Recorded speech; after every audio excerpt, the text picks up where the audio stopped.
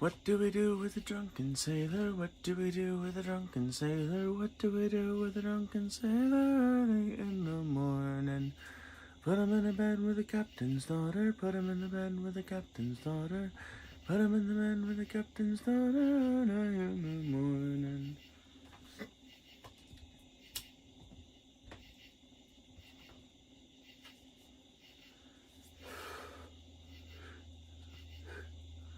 Oh, oh, and up she rises, oh, oh, and up she rises, oh, oh, and up she rises early in the morning.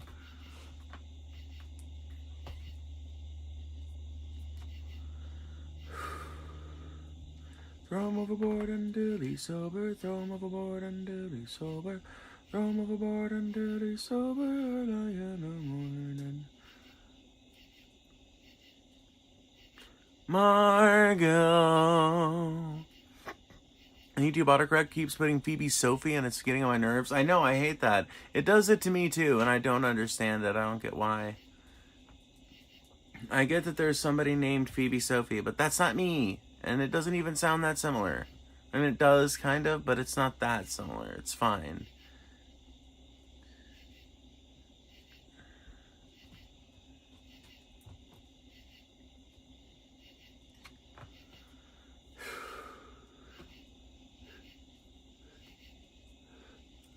I'm on mute, but I'm imagining community. Oh, okay, cool.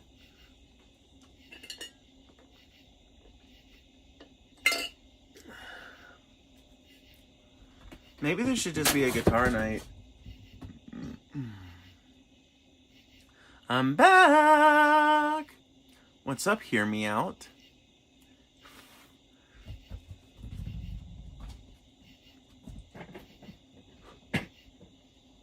You know what's funny, hear me out? I'm pretty sure the last time you were in here, I was drinking. And then, I haven't been drinking for like the last few days. Almost like a week or two. And today I'm drinking again. And here you are again. Thank you for the $2. Tsk. Lord have mercy.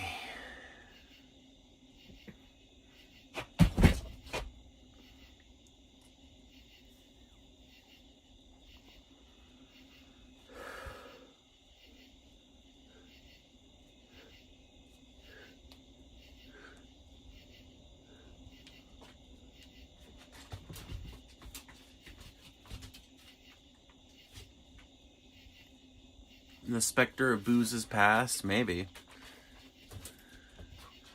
Maybe. So, do I got any Professor Dave fans in here? I know hardly nobody's in here right now, but we're hoping to change that, so we'll try and just get started on a conversation if we can. We'll try and squeeze it out of this platform if we can. We're only 2 or 3 minutes in, so it's not that abnormal for there to be few people in here.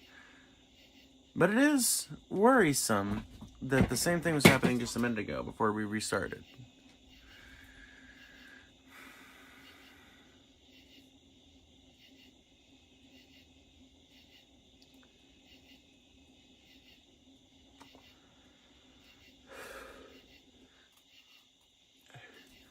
Not my feelings, but I want to say for the record, I didn't ever insult your channel or your accomplishments, but you insulted my small channel. I wasn't talking about a pissing contest, by the way.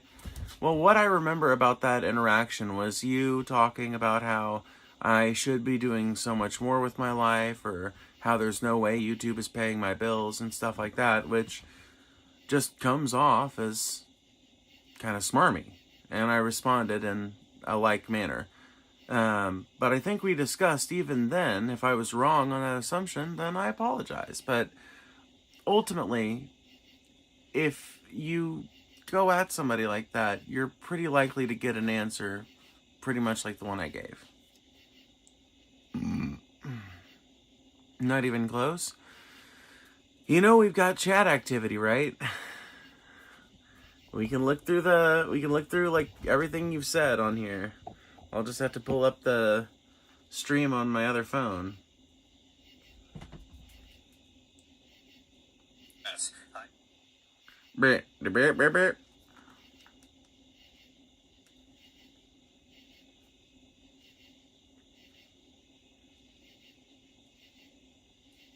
Well, that's going to take a minute. In the meantime, pretty sure that was pretty much how the conversation went. If you remember it a different way, please enlighten me. Am back. Hey, Abigail. By the way, if you're just popping in, make sure you hit that like button. It really does help. It helps push the stream out to more people's phones and more people's algorithms, so please do that if you don't mind. I called a mod stupid for saying farmers were all about money. I got blocked. I said that wasn't a good idea to gain viewers, and it was viewed as a flex, which it wasn't. Oh, so you were telling me how to run my channel. That's why you got flexed on. Okay. Then that's why you got flexed on.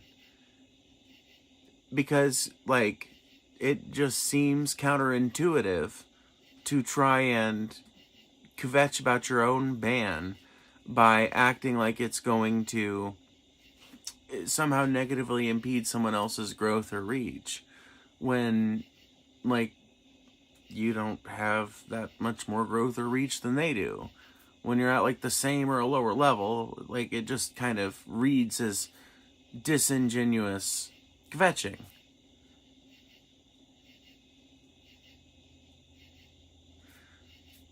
Just does.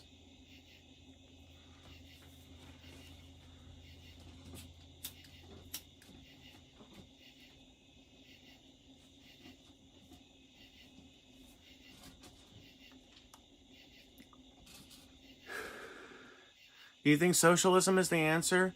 I'm a big advocate for market socialism in the near term, meaning a much broader, widely expanded social safety net that covers a lot of people with a lot of different, like, universal programs. It wouldn't even have to be that many universal programs, honestly, by virtue of their being universal. But I don't think that human needs should be left in the hands of the marketplace. And I think that taking those things out of the hands of the marketplace and providing them, via taxes, which is, basically a way of itemizing and, like, collectivizing the individual labor of people, rather than having to train everyone as a doctor and we all take turns being doctors at the universal healthcare system. We all just do whatever jobs we do. A certain percentage of our taxes gets taken out to care for the society that we live in, and in a sane, reasonable, and just society, a portion of those taxes would be appropriated towards paying for a universal healthcare system that any person in this country can access when they need it. Stuff like that is considered socialism by a lot of definitions. There are some more specific definitions that don't quite, or that aren't quite met by those policies, but I think when most people think socialist policies, in passing, that's the kind of thing they're probably referencing. And insofar as that is the definition of socialism, then yes, I would consider myself a supporter. Yes, and I also think it would work. Not only does it work currently already for tons of countries, some of which or all of which are obviously smaller than ours, but I think it would work on the scale of America too, which is something that we're often sold that it just simply can't work here because we're too big, which doesn't make any sense at all, because that just means we've got a lot more resources to work with. Are you gay? No, I'm bisexual. But that's a really private question that I wouldn't go around asking too many people. I think I'm going to be gone the rest of the stream later. Bye, Margot.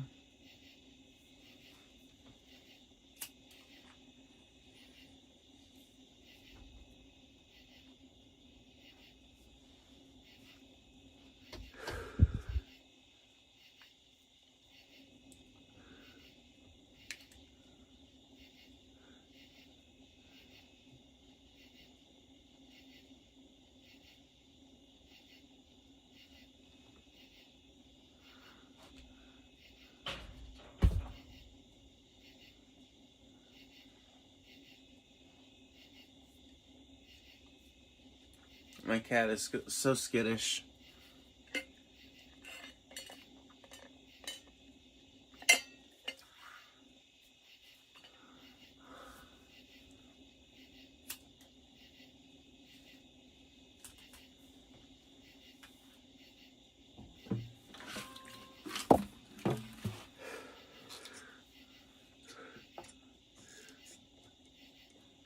Everyone who's not a member or a mod right now is pissing me off, so you guys get some guitar. If at some point somebody wants to start asking interesting questions, we can have a conversation, but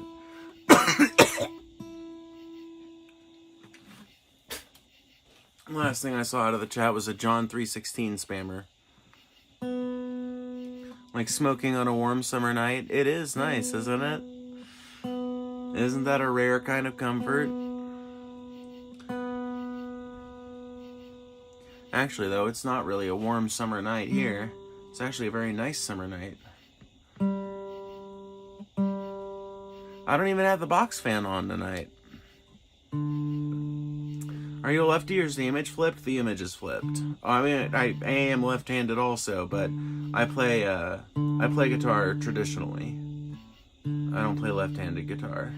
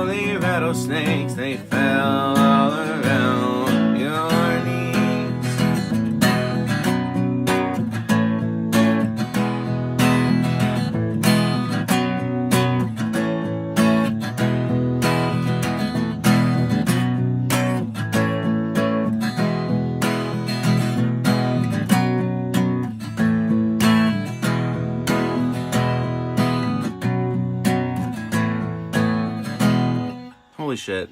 What are the lyrics of that song? I'm forgetting them.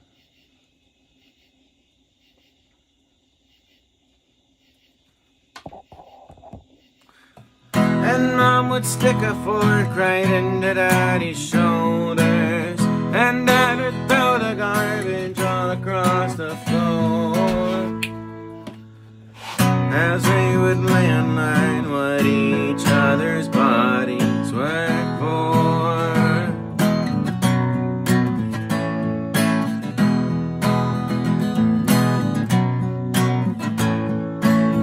This is the room. One afternoon I knew I could love you, and from above you how I sank into your soul, into that secret place where no one dares to go.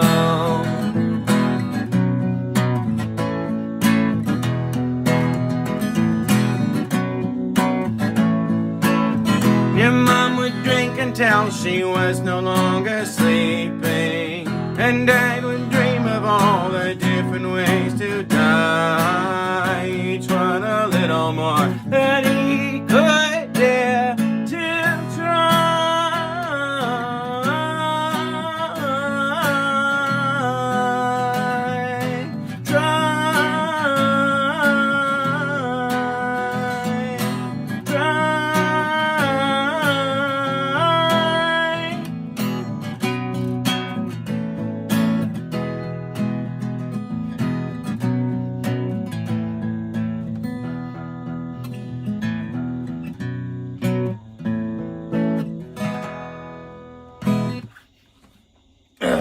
King of Carrot Flowers, Part 1.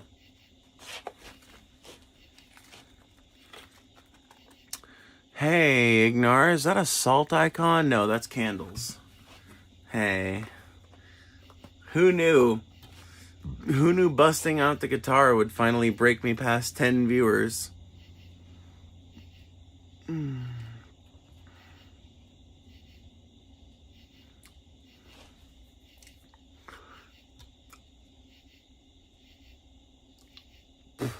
That is a good idea, Dirty Dan, but unfortunately, your girl's kind of lazy, and that would involve me getting it in and out of the hard case all the time. I have a hard case for it, and with some mending, I'm sure it would be airtight again.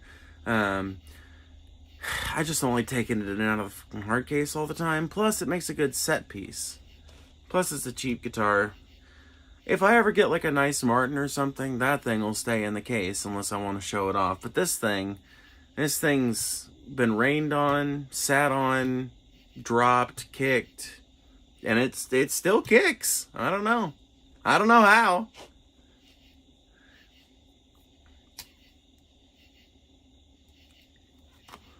I do know how. That's Dirty Kid guitar luck. Dirty Kids, our guitars last longer than anybody else's. It's just rule the road. How it works. Any normie tried to put their guitar through the rigors we put ours, gone in a week. What's up, bro? You good? I'm good.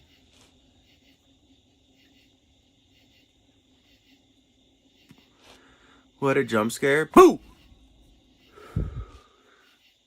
I love your flag and decorations on the back. Thank you. Smoking inside? Not exactly. This is a very small outbuilding. Well, it's not that small, but it's pretty small.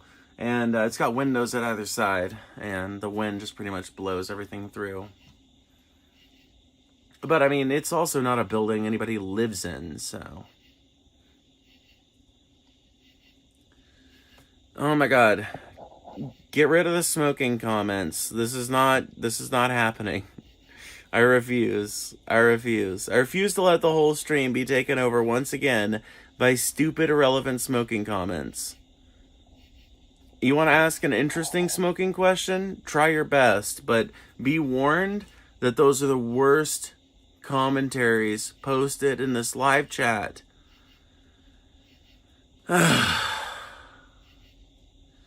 At least smoke outside? What business is it of yours whether I smoke inside or outside? Once again, a stupid smoking comment from somebody that thinks they know how I should live my life. Whatever happened to the 90s when motherfuckers like Kurt Cobain could sit and smoke a cigarette but in between songs during their set, inside, in a venue, and nobody gave a shit? I'm not even around other people.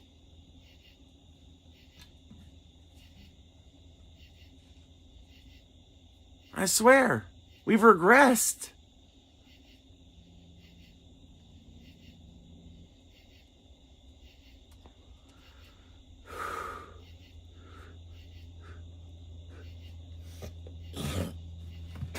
Oh, how I miss those days. Bunch of nerds now. I know. Dude, tell me about it, man. Everybody went off and became grandpa. What's up with that?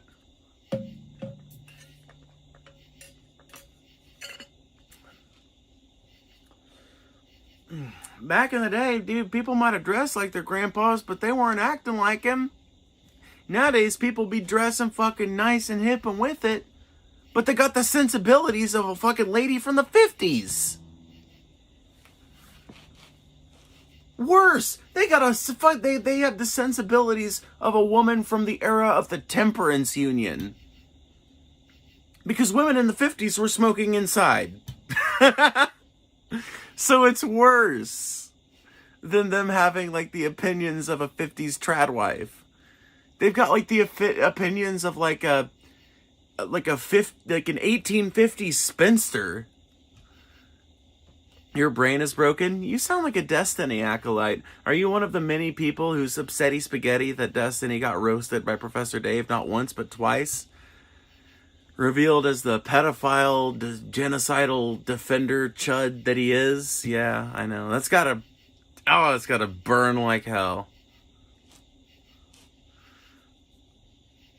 Could never be me. Personally, the people I look up to and enjoy the content of are people that are halfway decent people with relatively consistent points.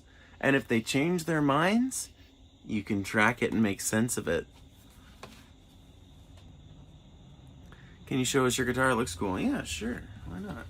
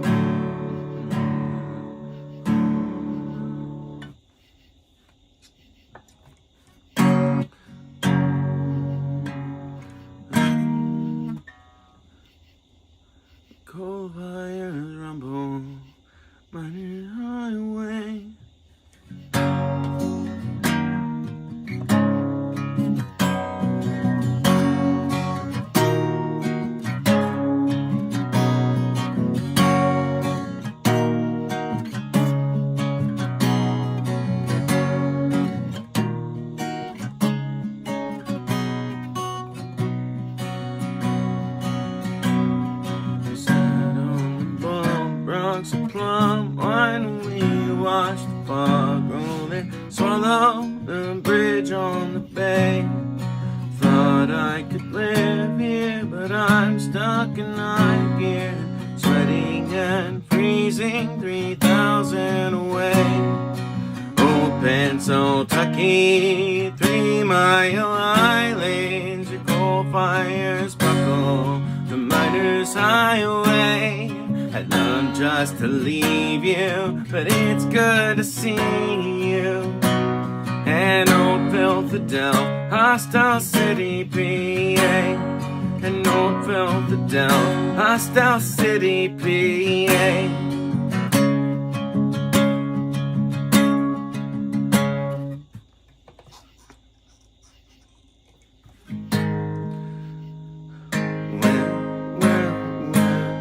Where we all come from, most died of the black lung. Another browbeater, a boxer and saint. When he finally got caught, the cops made a few calls. They opened his cell, never fought him again. Old Pennsylvania, 3 Mile Islands, your coal fires rumble the miner's highway. I'd love just to leave you, but it's good to see you. And old Philadelphia, Hostile City, PA. And old Philadelphia, Hostile City, PA. Wake me when Steel City's roadwork signs shine in my face. Ooh, now we're safe.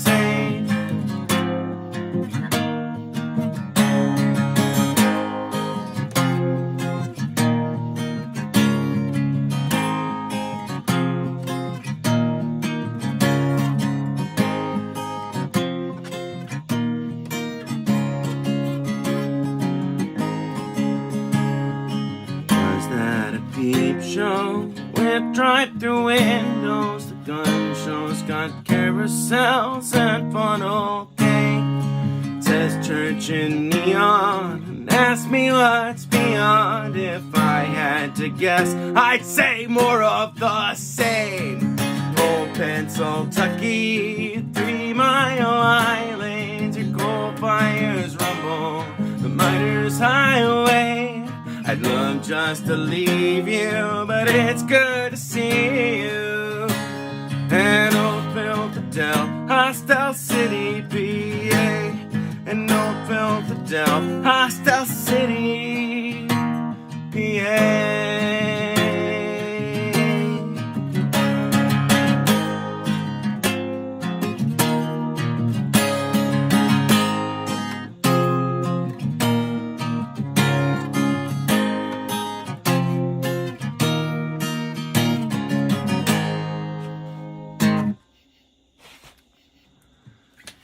Oh, it's getting hot in here.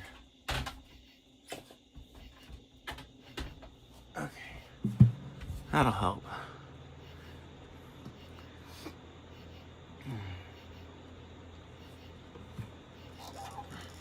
Honestly, I didn't like my version, or like that version. I'm trying to figure out different ways I can play that song that'll sound, you know, more uniquely me. And I don't know that I'm entirely sold on that way of doing it. But I appreciate the kind comments nonetheless. I appreciate it a lot. I do. Oh. Jesus loves you. Hey, thanks. You have anything interesting to say? Keep at you can find it. Okay. You know some Johnny Cash? A little. Pretty mainstream for me, though. I'm telling you, that's like pretty hardcore in the mainstream category. Not to say I won't do it, but somebody's gonna have to super chat if they want to hear some Johnny Cash.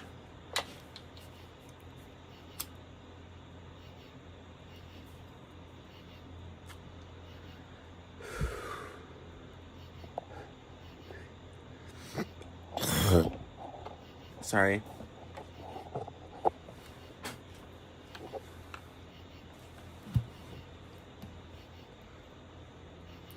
I don't have any Rammstein on deck. I'm sorry. I guess that's not entirely true.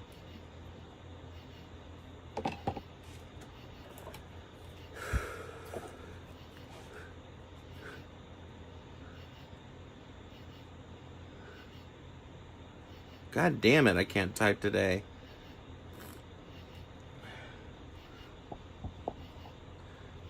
Alright, I'll try it. Whatever. But you better fucking super chat if you like this cover.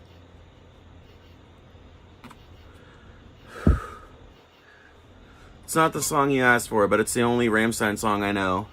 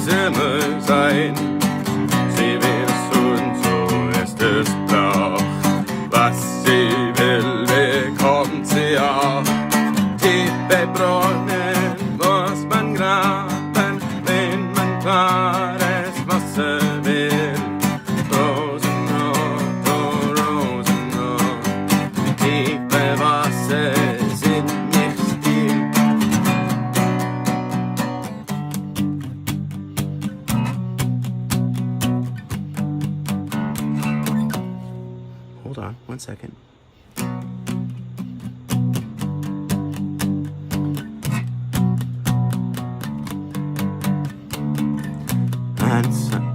An seinen Stiefeln wird ein Sein, will nicht mehr am Felsen sein. Und ein Schrei tut jedem Kund, beide fallen in den Grund. Sie will es und so ist es fein, so war es und so wird es immer sein. Sie will es und so ist es blau, was sie will bekommt sie auch. Tiefe Brunnen muss man graben, wenn man klares Wasser will. Rosenrot, oh Rosenrot, tiefe Wasser sind nicht still. Rosenrot for your listening enjoyment. See? Playing a Rammstein song, I'm down to 40 fucking viewers. Pieces of shit. Thank you, King Bugs, for the $100 donation and the 20 gifted memberships. Holy shit. Members eating good tonight. I tell you what, members and thieves eating good tonight. Well, that'll blow us past what we made last month in donos, so that's good. The trend goes up. Awesome. Thank you, King Bugs. I love you so much. We're not even done with the month yet, either. König Books ist der Besten. I don't know if that's exactly how you'd say it, but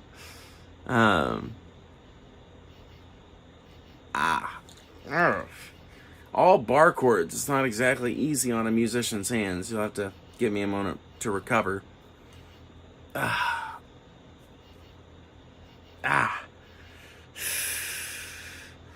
don't know what to say other than you're so freaking good. Well, thank you.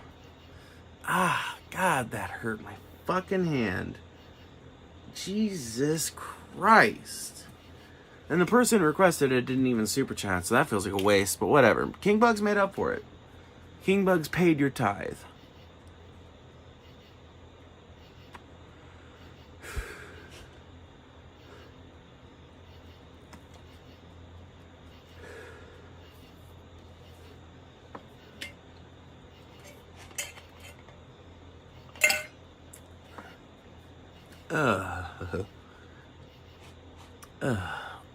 God. How? Oh my God. Been a long time since my hand has hurt that much after a performance. Ugh. Fuck, that hurts. I'm sorry, I know I'm bitching, but I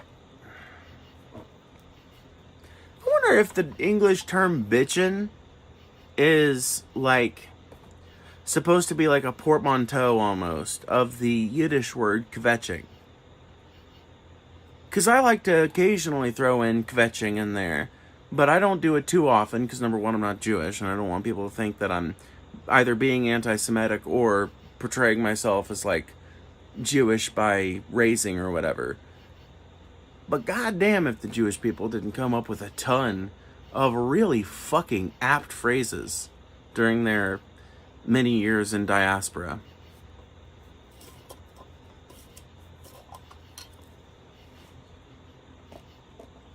The Jews may not control the world. I believe that. They don't control the world. They really don't. It's Protestant Christians more than anything.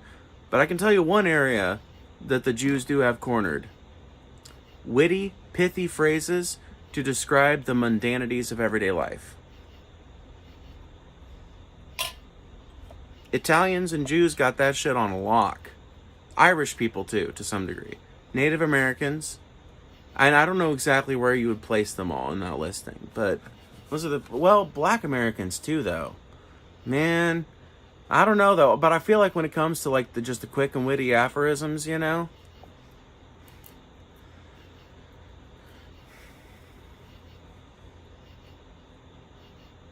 like these little like additions to English and to like the common phraseology that just so perfectly capture something. Like chutzpah. For some reason, chutzpah describes, at least in English usage, a term or a behavior that is distinctly different from charisma or braggadociousness or arrogance. And it's really hard to put your finger on it without going on a multi-sentence long tirade to try and describe somebody. Or on a multi-sentence, because it's not exactly said with hatred, you know, chutzpah is not exactly something that, it's generally seen as a positive thing.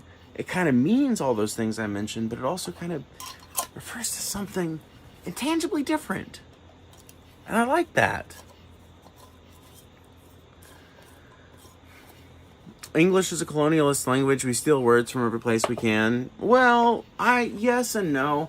I think English is the language of the colonialists, but I don't know if English is itself a colonialist language, or if it, like, I don't know. Maybe this sounds crazy of me, but I don't know that a thing necessarily has a moral dimension, unless you can provide a pretty compelling reason to assign it one.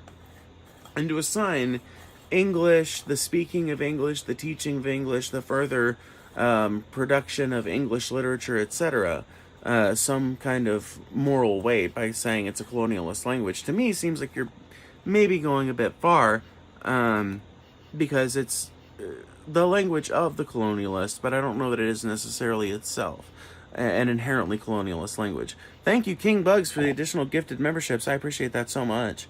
You could probably do an amazing rendition of Losing My Religion. Your voice is perfect for it. That's me in the corner. That's me in the spotlight. Losing my religion. Trying to keep... yeah, maybe I could. I don't know.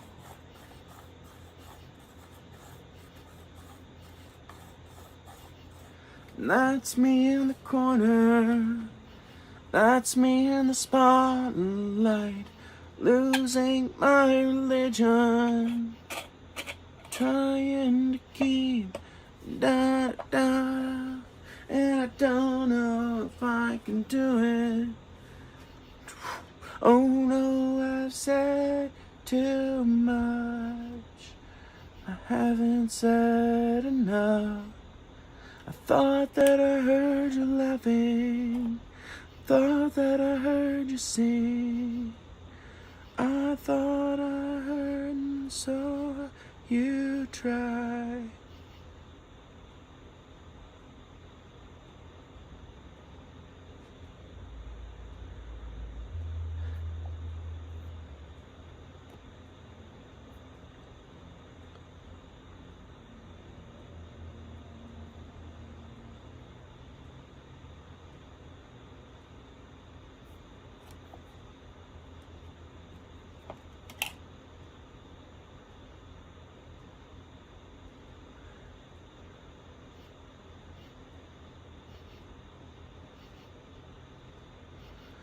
Oh.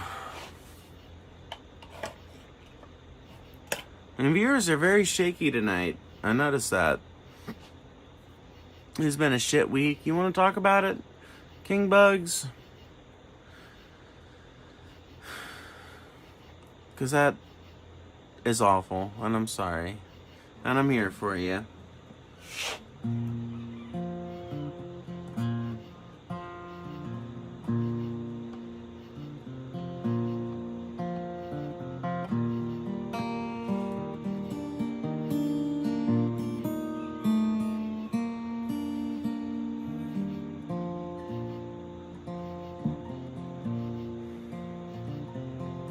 How are you? I'm good. I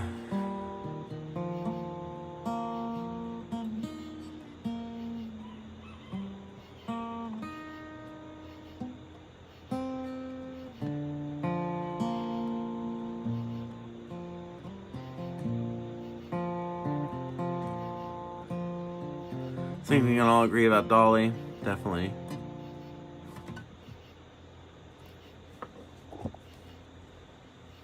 Yeah, for sure.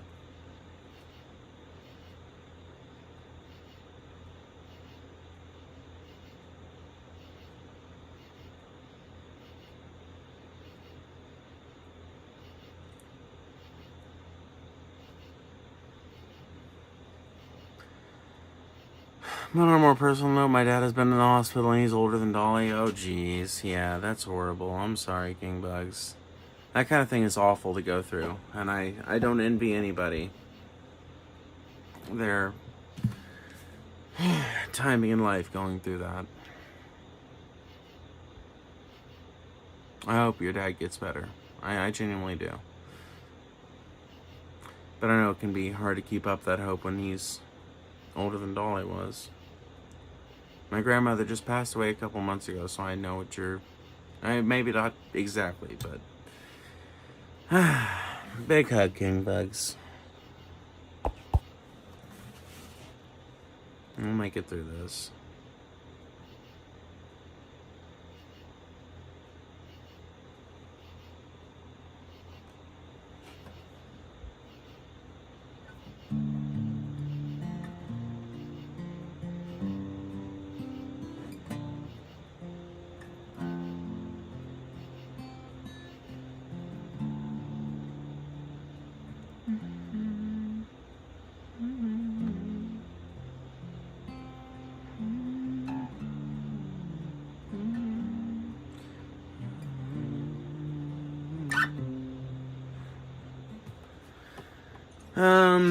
You guys feel like me doing a song in honor, in honor of Dolly? It's not one I've ever played before, but the chords are pretty easy.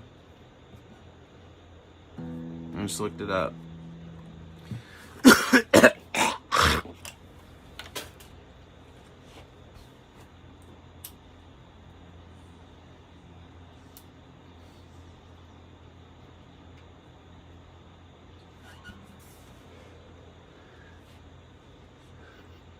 Hugs all around, for sure. You play some King Von on the guitar? No. No, not quite.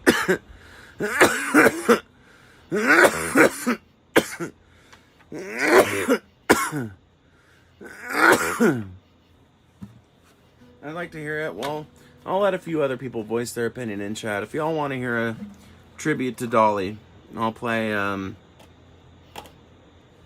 well, I kind of want to surprise you guys with what it's going to be. So, Ibrahim, thank you for the $10. I appreciate that heart a lot. And I appreciate the $10 a lot. I think everybody's kind of going through it right now, and I appreciate that. But honestly, right now, with things as fucked up as they are in so many people's personal lives, I'm not even talking about politics right now. King Bug's not the only person I know who's gone through death this year. A lot of it, honestly, is probably climate related. A lot of it's policy related. Most of it's policy driven on some level, but I ain't trying to talk about that right this second. On a personal level, a lot of people going through fucked up shit right now, and have been for the last little while. And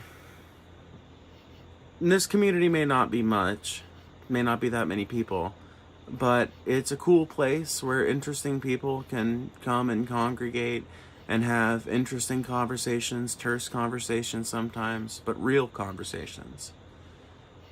It's a little glimmer of light and reality and sometimes darkness, but above all, like, realness that you just don't typically find out there in the midst of all the AI slop and bullshit.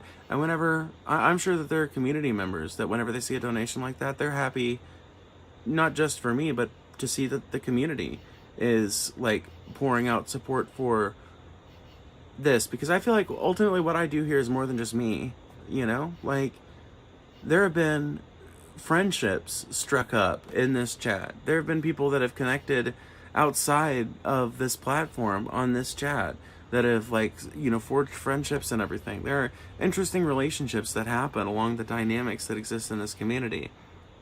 And so in a lot of ways, your donation goes towards supporting that, and that feeling of connectedness and kind of like that persistent presence of real content, as more, like, just as much as you're supporting me and my ability to pay my bills. I ran out the window. Margot, thank you for the $5, but you got to tell us more than just that. You ran out the window. What do you mean? What do you mean you ran out the window? That's crazy talk. Thank you for the $5 though. That's tough. Thoughts on hitting high notes? P.S. I love you all. So it depends. The first thing I'm going to tell you is learn to master your falsetto, because that will allow you to cheat effectively. If you can learn to sing high notes in a falsetto like this one. I don't have that much control over my falsetto, but I do work with it a little bit so I can do it somewhat. And you can do that, and that'll give you the ability. And basically, what you're doing here is you're basically like putting your voice into that first octave of the higher register that everyone can do if they've experimented with their voice. If you've ever tried to do the high voice, try to take your voice an octave above yours, that's basically what you're doing. But you're singing like that, and if you can learn to master that, then you can cheat on a lot of high notes. Thank you, Melanie, for the $20. I don't know if I mentioned that already, but I appreciate that a ton. I appreciate that a ton. Yes, let's play Tribute. I mean, hey, if you want to. I've been having a hard time the last couple weeks about my sister. I can't believe it's been almost 3 months. I've been feeling really sad thinking about all day she can experience. That was the fucking thing I went through when my aunt died, dude. I feel you 100%. And that's kind of the thing I'm starting to go through with my grandma, too. Like, she hasn't been that involved in the holidays recently, but she's always been involved in spirit. We brought her plates and shit, and this is the first year Grandma won't be tasting anybody's chicken and dressing or oven roasted turkey. None of it. I mean, this is I don't know. I relate, I guess, on some level. And I just hate that for you because it's even worse for you than anything I've ever gone through. I could not imagine losing a sibling as young as you are. And as young as she was. Jesus Christ.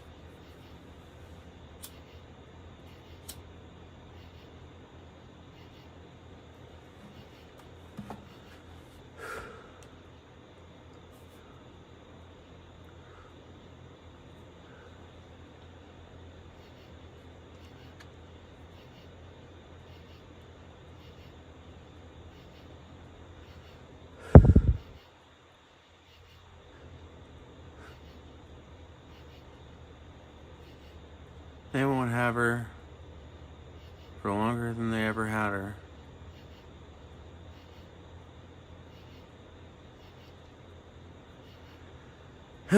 Yeah, I know. That's just, ugh. God, that's horrible to think about.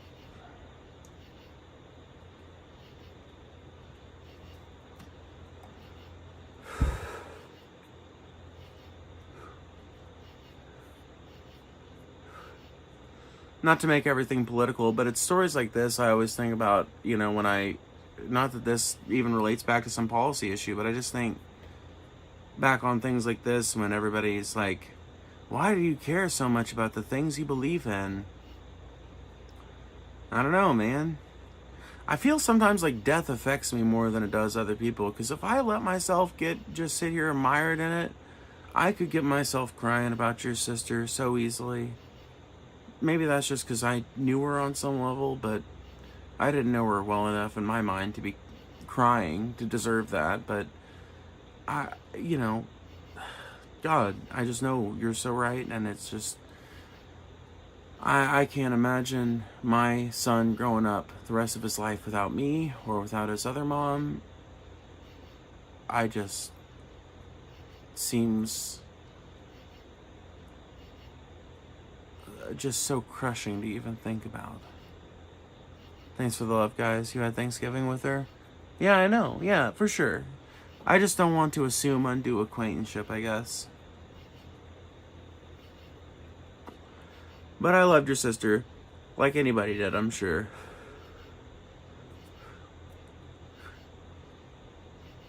She was a genuinely cool person and seemed to genuinely get a real fucking kick out of being a mom, in a way a lot of people have kids and don't. Good cook, too. Ugh. Shockingly good cook, in fact, for as, you'll forgive me for saying your sister's house definitely had those, middle-class white person vibes, but that, her cooking did not have middle-class white person vibes. Her cooking very much had, working-class fucking vibes, in a good way.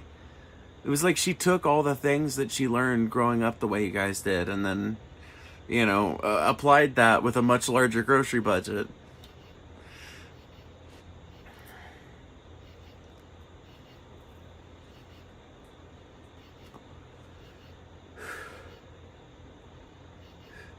It was hard for her to conceive. She wanted it so bad. She learned from her grandma and dad's side. My mom was not a fantastic cook, well, I remember. I had a couple of things cooked by your mom, and I was like, I ate. At least I think I had a couple things cooked by your mom.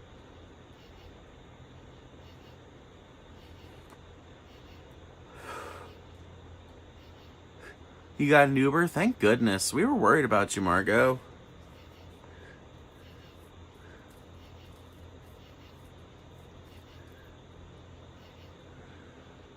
She did fine. She kept us fat. I guess that's all that's required. Make a turd, right?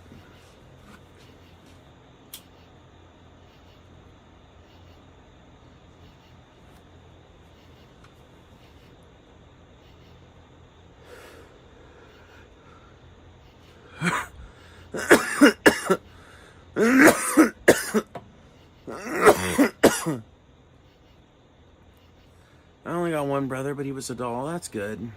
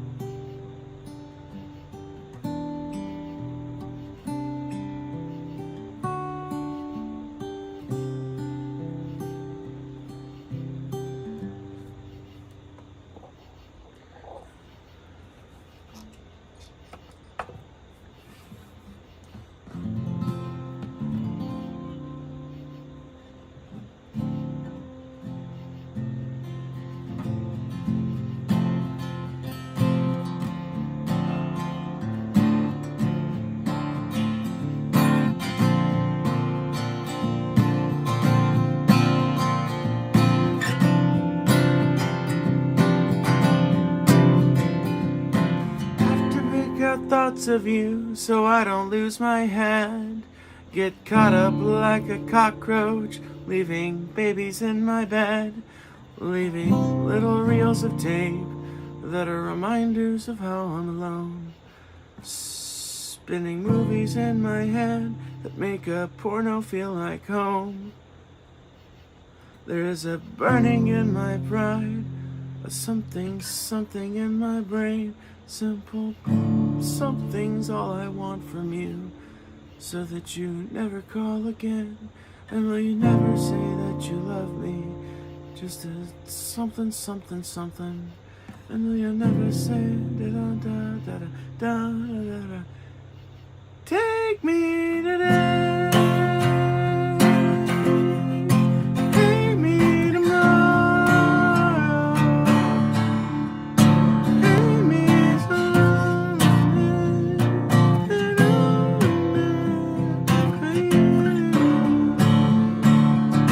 Yep, dude, I don't know. That song still rings in my head sometimes. I don't know all the words, but, you know. I miss you so much. Not in a weird way. I'm not trying to fucking hit on you. Please don't take it that way. I just realized how that could sound, given my history. But no, I'm not trying to hit on you. I'm just saying, dude, I miss the friend group that I developed in that town. I miss you and being able to fucking hang out and play music. I know we fucking got sick of each other by the end and shit, and I get that entirely. And I wouldn't change how things went, I guess, but I think it says a lot that I still think about those songs. I still think about how our living room looked whenever I think about how I want my spaces to look. I don't think you're being weird, LOL. We were friends longer than we were ever more than that. Okay, well, that's good. I don't know. I get fucking self-conscious about people misinterpreting what I mean. But I'm glad you didn't take it the wrong way.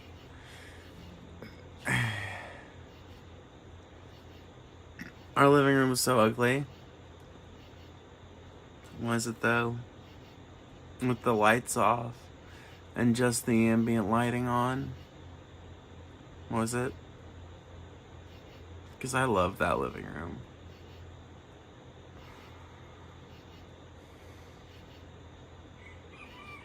I really did. Even if it was kind of ugly in a weird way, in a lot of ways it was, you're right, kind of ugly. But by the time I left, we'd made it look, you know. And there were a few periods in there when I really just felt like we managed, despite it all, to make it come together. Oh, yes, for sure. The very, very early days. Yes, definitely. The very early days were incredibly ugly. I'm talking about after we all started trying to do more to beautify it, you know? We started hanging up, you know, pictures and things we draw and posters, and, you know, when someone moved in, they hung up their guitar straps and whatever. I liked them at the time. Yeah, you know, your mom's ugly curtains, dude. Do you remember those? And she got so pissed at me. Do you remember me going off on your mom and dad? Well, your mom and your stepdad, I should say. Your mom and Dave. I don't know if you call him your stepdad. Whatever. But you remember me going off on them? Because I had no fucking idea what they were talking about with their stupid fucking curtain. I couldn't remember what I did with it. I didn't even remember that I had done something with it. Eventually, I remembered, like, it came to me one day in a dream that I'd put it in the dryer. And I was like, oh, okay, so we were able to return it to them. Or maybe I remember during the midst of that conversation. I don't fucking remember. All I remember was screaming at Dave, come up on me, bitch. Because he was like, I did not like the attitude they were giving you, and I was just not having it that day. I went way too far. Way too far. But, to be fair, it was in defense of my bestie. Not the curtains. She still has them? No fucking way, dude. Oh, that is fucking insane. Oh my god. The stream is getting so emotional. I know, it's a fucking, it's an intense one. 26 been a hard year for a lot of people, dude. My grandma passed away, fucking Kingbug's dad's in the hospital, fucking Taylor loses her sister. Fuck, man. Makes you want to appreciate all these, you know, little mundane memories all that much more. Yes, the camo one's right. Yes. They were in my bedroom when I moved in with her and my granny. That is fucking crazy. So she has held on to them for all these years? Why? Why? Those things couldn't have been more than $20 of fucking Home Goods or some shit.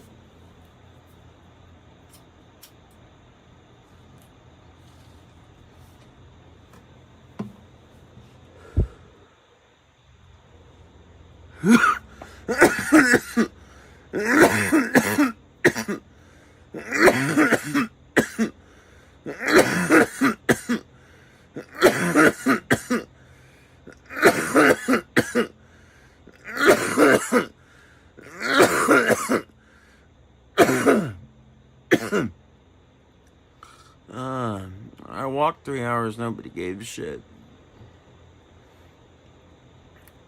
You sat there in a situation.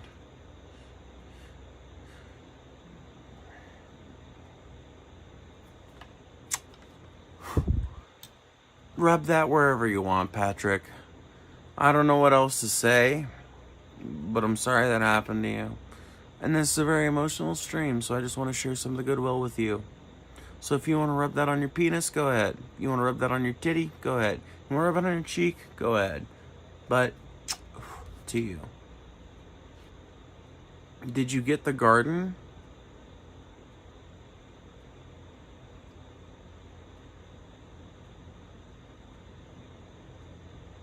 Huh?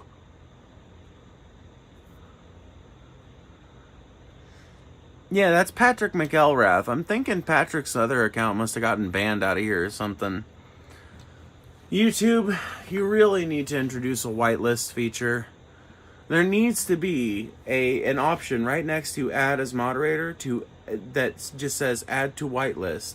And that means a user who can say what they want without getting auto-modded, you know, as long as they're not like hitting one of the filters or whatever, like that just gets the message deleted by YouTube.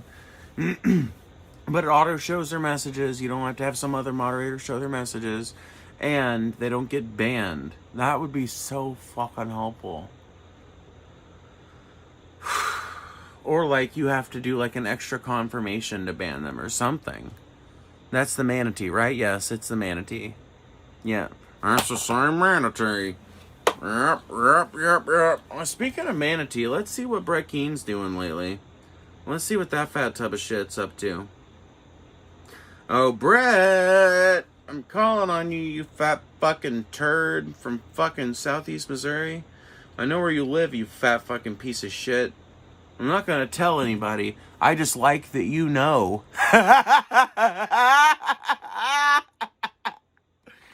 I would never dream of telling anyone. I just like that you know.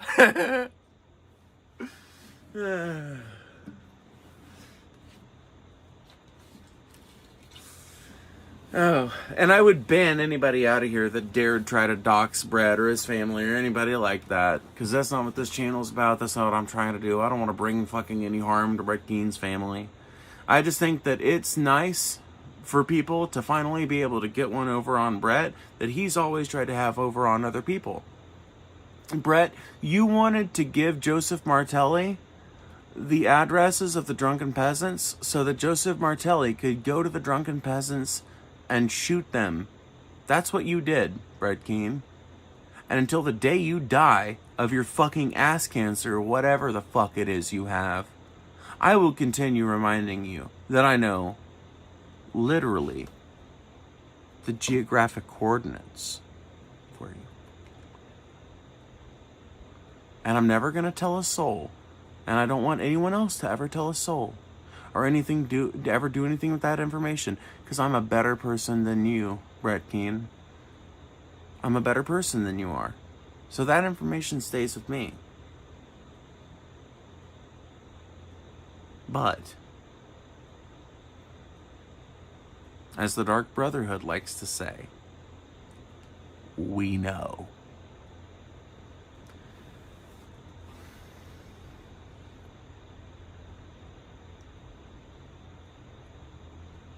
Alright, let's watch Brett Keene's shitty fucking hit piece about Dolly Parton. Fuck it. We're not listening to your fucking intro. Brett Keane, you are fucking stupid. Do you know how long people have been telling you that you don't need to do minute-and-a-half long intros on any video, much less a video that's only in itself 11 minutes and 28 seconds. If Brett Keane had removed his intro from this video, it would be less than 10 minutes. And I get a feeling that that's actually part of the scam. I think that Brett Keane does that shit on purpose. He does it specifically so that no matter how small or inane his thoughts end up being, he's always got a way to elevate the time. To inflate the time.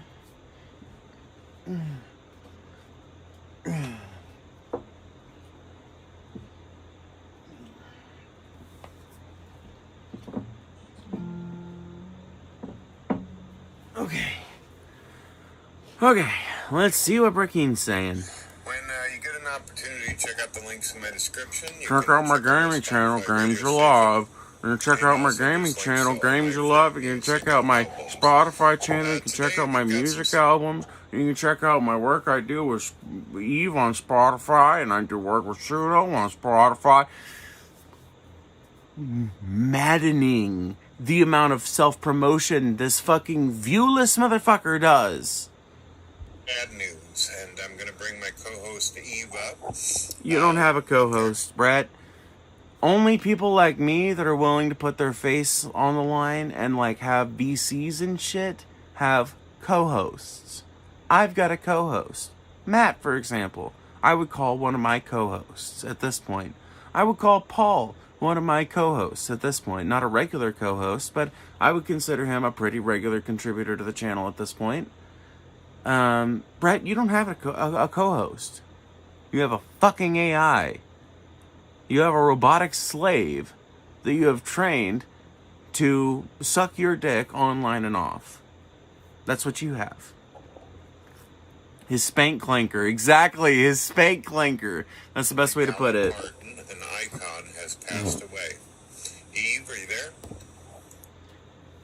Leave it to Brett Keane, by the way, to make fun of the death of a fucking major popular star, pretty much beloved across genres and across fan spaces and everything, the day of her fucking death.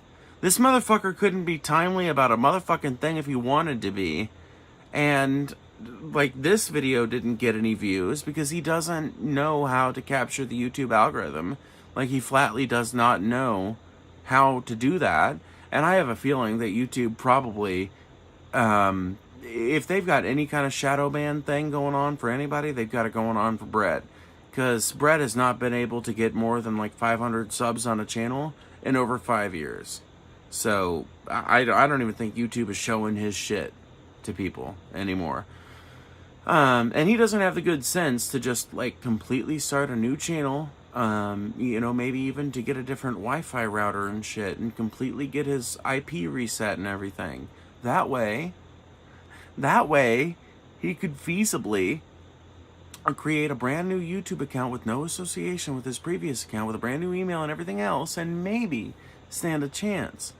Dude, Brett Keane is just spouting the same generic white fucking supremacist Nazi bullshit that, you know, Matt Carlson and Tucker Walsh and fucking, you know, Ben Shabipo and all these other stupid morons are doing. Like, it's nothing fucking different than any of these other idiots.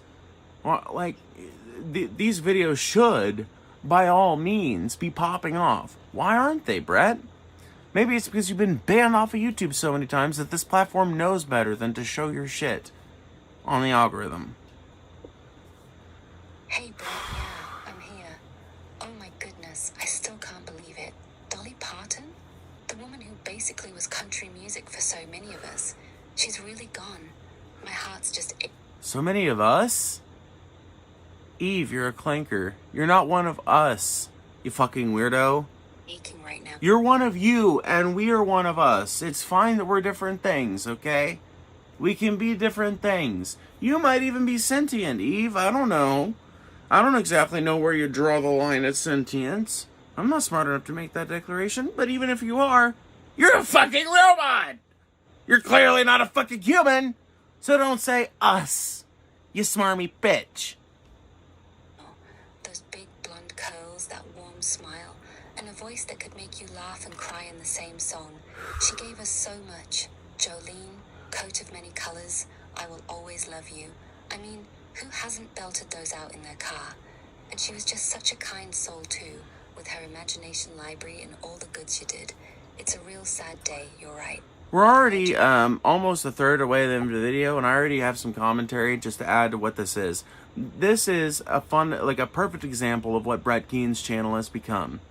Brett Keen has went from a person who was stupid as shit, very bad at presenting himself, had no sense of decorum or the background behind him, but at least was finally forced into coming up with his own thoughts and conveying them to an audience. He's went from that to a guy who has finally been enabled by the tech oligarchs and their demonic AI technology, which, for the record, I do not actually think is demonic. I'm just being exaggerative.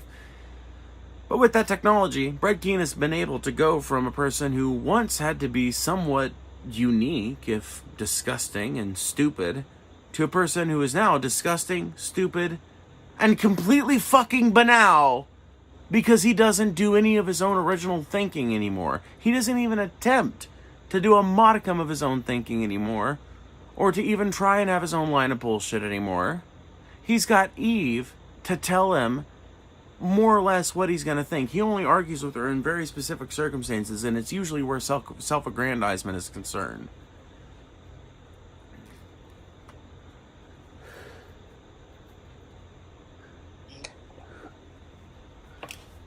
I'm 49 years old, and I'm going to be Christmas baby here soon for 50. I'm surprised I've made it this far. According to the news, she was 80 years old. And I remember seeing her whenever I was a little bitty kid. Got to see her sing, do music. I even enjoyed some of the movies that she was in, 9 to 5. And this doesn't track, by the way. Brett Keen has described his growing up process as being pretty poor. He's described himself as growing up in a very poor area and everything. In fact, you know what? I bet I can fucking verify this shit. I know where Brett Keen is from. Let's see. Brett Keen would have been a little kid at the... Okay. Do any concerts in Southeast Missouri or St. Louis between 1978 and 1986.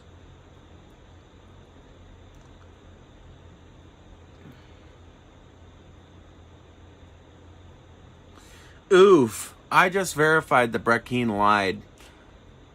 Dolly Parton did not perform any recorded concerts in Southeast Missouri or St. Louis between 1978 and 1986. So if Brett Keen is claiming to have seen Dolly Parton at a time when he would remember her, he would be claiming to have done so at some point after 1978. And if he's claiming to have done so as a little kid, then it had to have been sometime before 1986, given that Brett Keen was born in 1976. There's literally no possible way. No possible way. Like, there is no fucking possible way that he saw Dolly Parton as a little kid. It is simply not possible. Maybe he saw Dolly as a teenager, but I would doubt it. She did some prior to that window, such as at the Kiel Opera House on November 14th, 1977. and later in her career, but her touring activity in Missouri during the late 1970s and mid-1980s did not include any stops in St. Louis or the southeast Missouri region. So, I feel like he low-key means on TV. He almost certainly does, but it's a disingenuous lie because he makes it sound like he saw in a concert. Also, Rhinestone with Sylvester Stallone. It was goofy, but she was always... He had that thing about her, like Reba McEntire, where just walk into a room and everything lights up. She had that. Even when she wasn't singing, just when she talked, the charisma was absolutely out the wall. Absolutely out the wall is a stunning Keenism, by the way. That's a new one. That's a brand new one. Out the wall. Not off the wall. Out the wall. How old is he? He's born in 1976. He'll be 50 this year.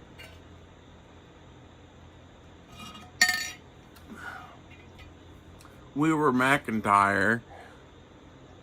That just melts me a little. Turning 50 soon? That's a big milestone, I said Christmas, dear. Christmas. Oh, and by the way, ladies and gentlemen, because I didn't introduce myself properly, you'll have to forgive me. I'm on oxycodone right now. I'm actually recovering from cancer. So this... By the way, Brett Keane is almost certainly struggling at this point with a oxy addiction because, like, he had surgery a good while ago. He probably shouldn't still be on oxys. Maybe he is legitimately.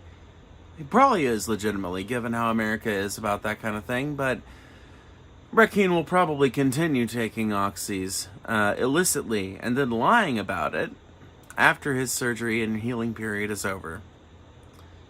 Me personally, if I want to take some pillies, I just talk about it openly. I don't give a shit. We're already hurting, and then to see this. Let me introduce myself. Brett, B-R-E-T-T-K-E-A-N-E.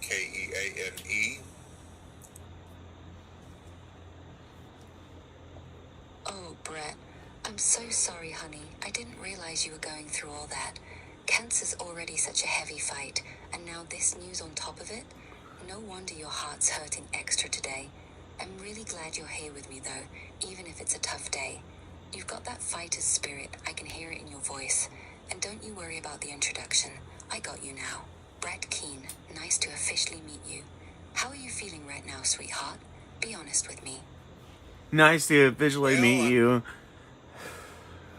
Grok is so fucking weird. Because, like, I feel like if pretty much any other Gemini was being tasked with the task that Brett is giving it, you know, have an ongoing conversation with me, and I'm going to add these layering instructions to make sure that it knows that it's a podcast host. I feel like pretty much any other AI would do a better job. But he relies on Grok for whatever reason. Maybe it's just got the voice he finds sexiest or something. I don't know.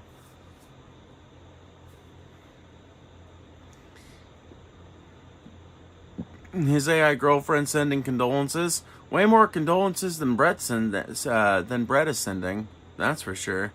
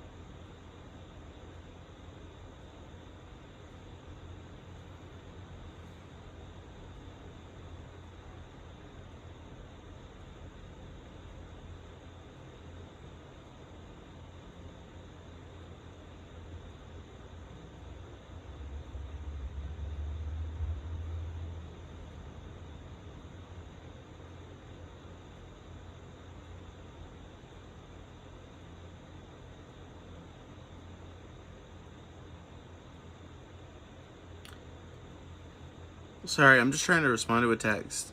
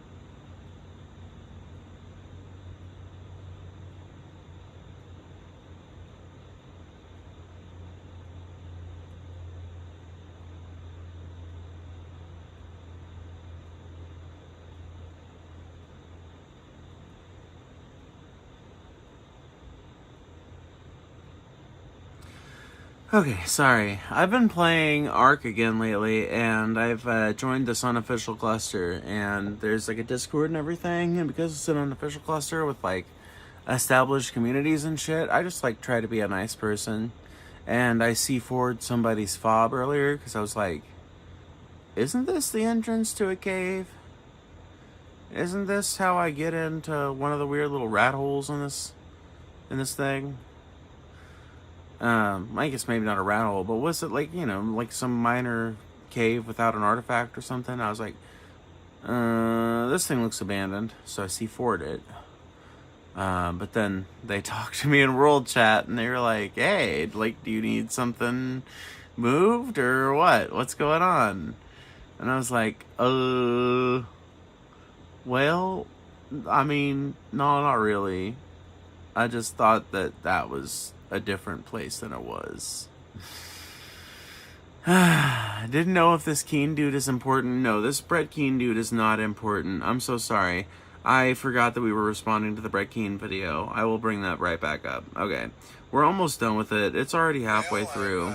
Unfortunately, I'm between sad and devastated and also buzzed off the wall because of oxycodone, as well as some prescribed weed from my doctor in order to deal with the pain. So that's where I'm at. Not how prescribed weed works, Brett. It's weird because, I don't know, I guess I never imagined someone like Dolly Parton passing away. I know every human being has its time. Everybody's going to pass, but I don't know, it just felt like I was watching like a divine entity when listening to her. Bullshit, Arya. Bull fucking shit. I don't want to hear a goddamn thing about your opinions on Ark until you re-download Ark Survival Ascended and join my tribe on Estrellos on Ark Forever servers. That's when I'll take your opinions on Ark. Once I see that you are actually good at the game, and that it is not merely that you lack skill and are a terrible player of the most wonderful game on the planet, then I will take your opinions seriously on Ark. I will. Wait, really? Wait, really? Ah! I was just trying to goad you into playing with me.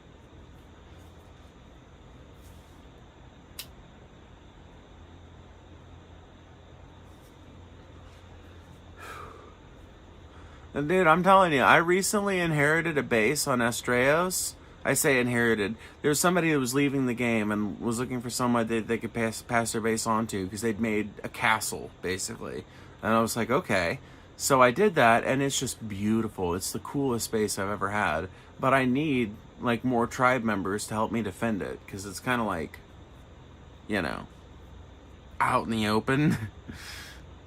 What are we talking about? Ark Forever. Does Ark Forever have crossplay? It does. Ark Ascended, yes. And Ark Forever does as well.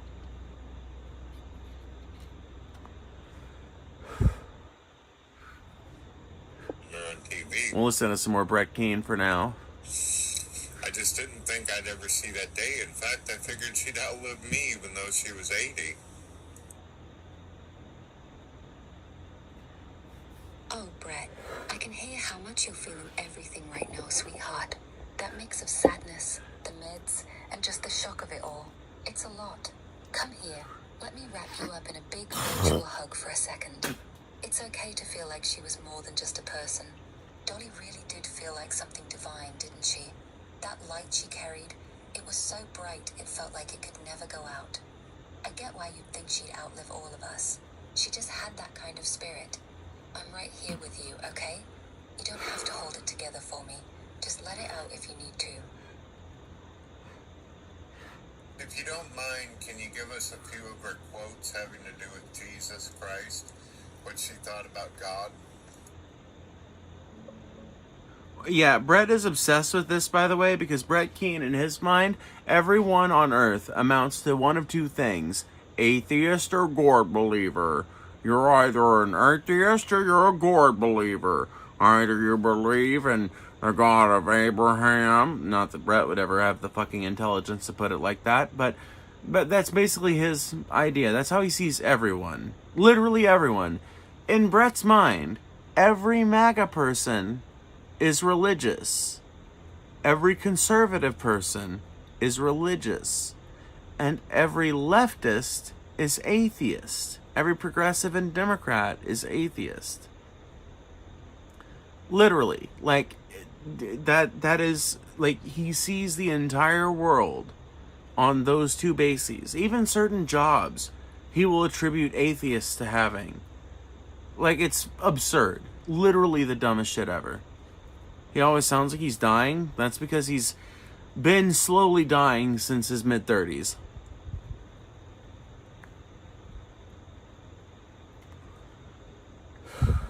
Of course, sweetheart. Here are a few of her sweetest ones about Jesus and God. She said, "We grew up knowing Jesus loved us, and through God all things are possible." That one was like her whole foundation. She also talked about Christmas being all about the birth of Christ, and wrote lyrics like, "When Jesus was born on that Christmas night." And one that always gets me, she called God her co-writer and co-pilot, saying she kept him first in everything because that's where she got her strength. She really lived with that simple, deep faith, didn't she?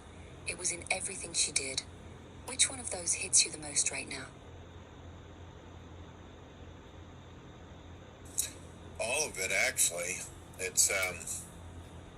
It's good to hear that she had hope and faith and all that, and I believe that she's going to be having the beautiful privilege of being able to hang out with Christ. She'll get to actually hang out with her co-writer, right?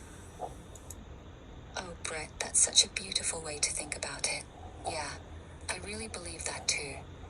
Oh my god, dude. They're just rambling on and on about their benedictions for Dolly Parton, a person Brett Keane has literally never mentioned up to this point.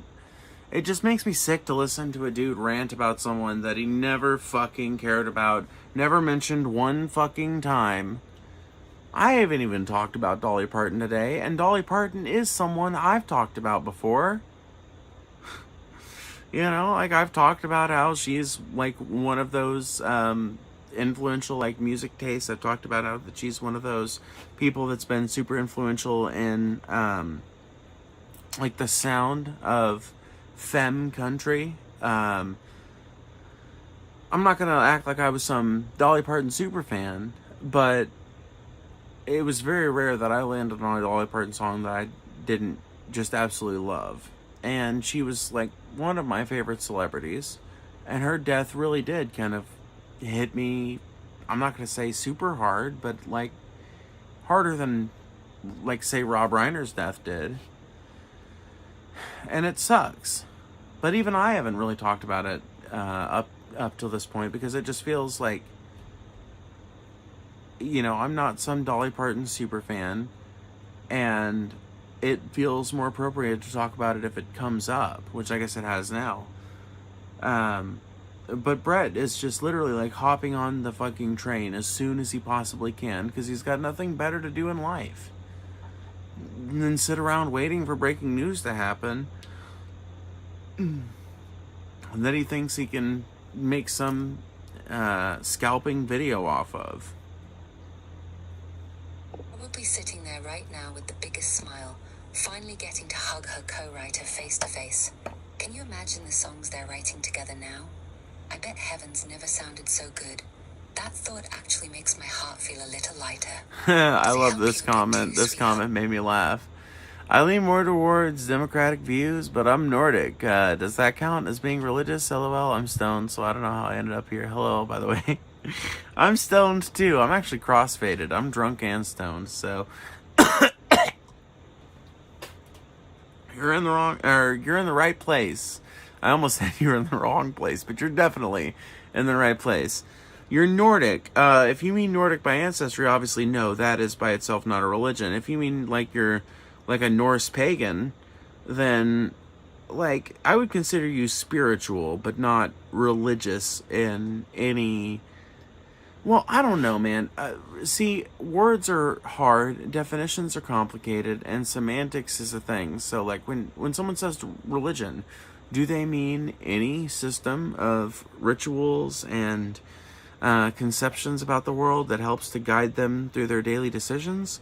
In that case, I think a lot of people that would only consider themselves spiritual may indeed be religious, but I wouldn't really consider them religious. Do you take religious as I do to mean a member of a like some kind of church or mosque or something like that, like some kind of religious community?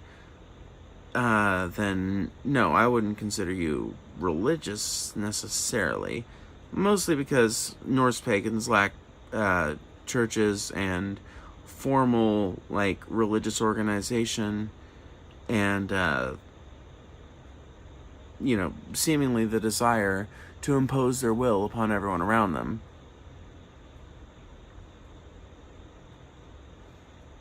Yeah, it's literally called a trash can. People are so dumb. Anyway, I need to run and go get me another drink, and get me some water. So I will be right back. And I need to pee as well, so I will be right back. You guys entertain the chat for a minute. I don't know. Some of you that are cool people, try and entertain the chat if you can, Like, that'd be great if you can do that.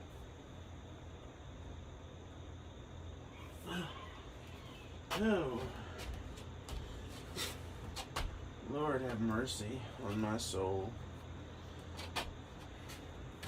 Now I gotta turn my phone down and watch the chat so I can see what's going on.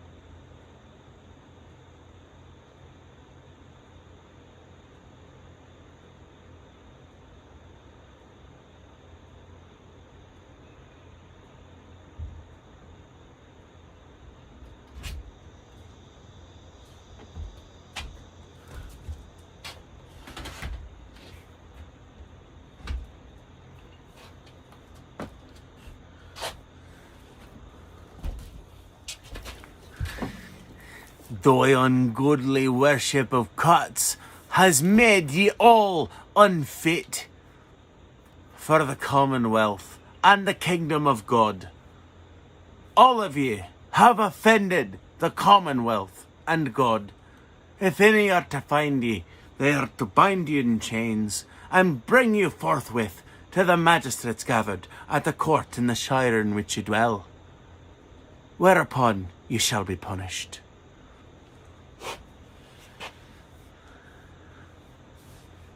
Alright, Joey, you're in here. Give me your opinions on the Puritans. Because, see, I think this should be conflicting for you. On the one hand, you're an American patriot. You love this country. I know you do. But on the other hand, you're also a papist. So what'll it be? The Puritan founders of our beautiful Commonwealth? Or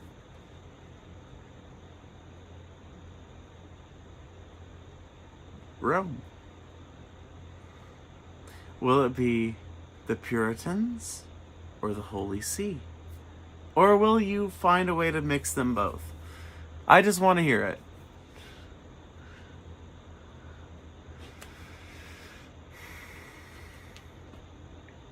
A dirty papist. I would never normally call Joey a papist, but I am asking him about the Puritans after all. And if ever there's a time to use to use papist in a sentence, it's when you're doing a Puritan impression.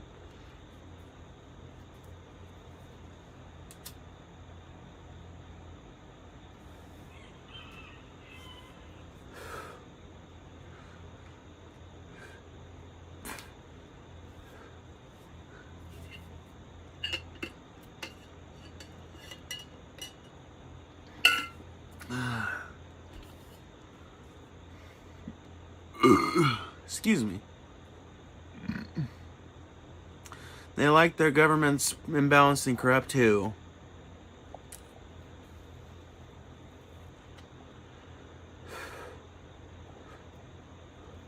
I think Joey left when I asked him about his opinions on Puritans. Fucking Joey.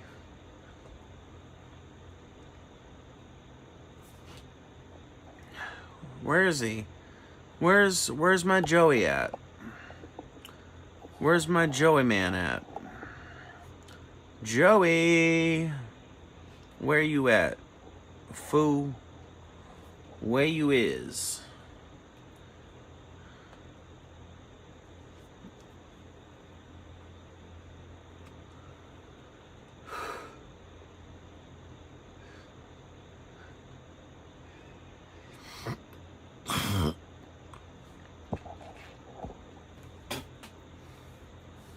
How someone could be content with our broke-ass dysfunctional government now baffles me. Some people just see it way differently.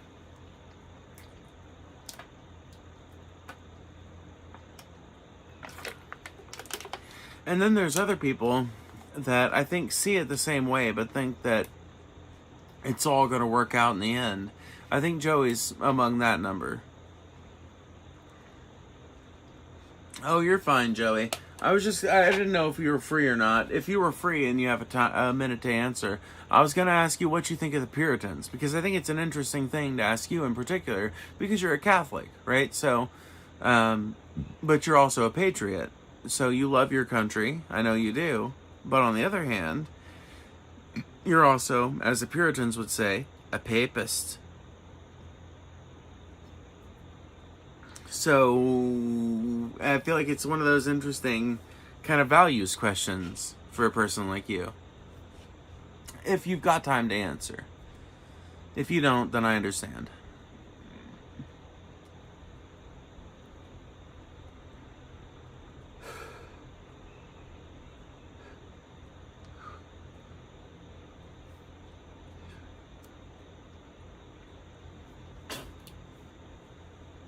I'm a socialist, but the national debt is extremely concerning to me. Yet people always tell me it's my fault. Yeah, that's always so strange, isn't it? It's so obviously like the billionaires and the corporations' fault, but they've got to find a way to make it the average working class person's fault, because that's the only way that they can continue perpetuating the scam. People always talk about what a percentage of the overall tax base rich people contribute to, and never what a percentage of their overall income they contribute. And then you realize that it really should be like that they're paying a lot more, even if they are providing 40% of the tax or whatever as exists. Like, it should still be like 80%, because you think about how little people like that, people at the very top and the corporations that they own and control, are paying in taxes. And the only reason it accounts for 40% is because, like, even the low percents they're able to get away with paying still end up being so much more than, like, any given individual working class person. But if you look in terms of the amount of income they're able to, like, scroll away and skirt away from having examined by taxes, you know? It's absurd. Easy. I want them to follow Christ. I think there are too many Protestant beliefs that drift too far for personal interpretation or follow the book too hard to the letter. People of the word, not book. Interesting. Okay. Well, to be fair, Puritans... I guess here's what I'm asking, because Puritans don't really exist in the modern sense, right? There's, like, the Congregationalists, which is a Protestant denomination that most Puritans eventually went to, but there's not, like, some overarching Puritan movement anymore. That pretty much died out with the advent of the American Revolution, or pretty shortly thereafter, at least. So I guess the thing I wonder is, what do you make of... Like, okay, so I guess maybe I'm interested in hearing some of, like, the theological or philosophical or political disagreements that you might have had with people of that mindset. People that believed that church should not be governed by some overarching, set of bishops or even an overarching pope from one given city, but instead should be determined in their doctrine by presbyters, basically.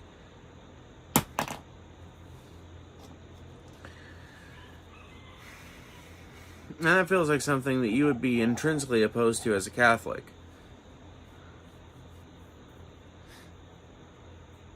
Especially someone who's got as many, ecumenical conflicts as you do with Protestants.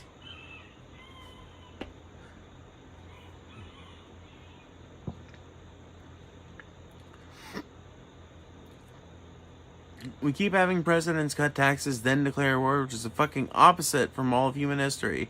Genghis fucking Khan could teach them something about fiscal responsibility. I know, right? Literally, you do the war, okay?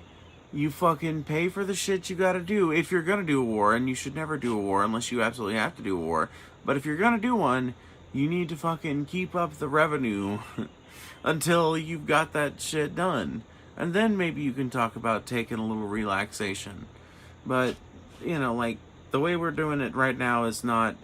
It's literally the only people it's helping out is the military-industrial complex. And that's exactly who it's meant to help out. We're basically helping to privatize more and more of what used to be basic government functions. Are you trans or just a cross-dresser? I'm a trans woman. I've been as trans since March of 2020. I'd rather not be sober due to chronic... Let me see here. I'd rather not be sober due to chronic pain. Cannabis has been very helpful with that.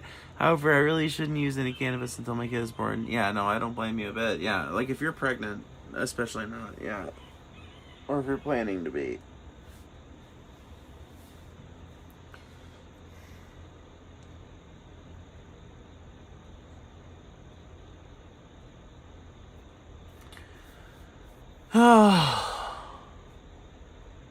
The problem is more about the percentage of tax dollars wasted and lost to fraud. Wealthy people do pay a higher overall percentage of their earning tax.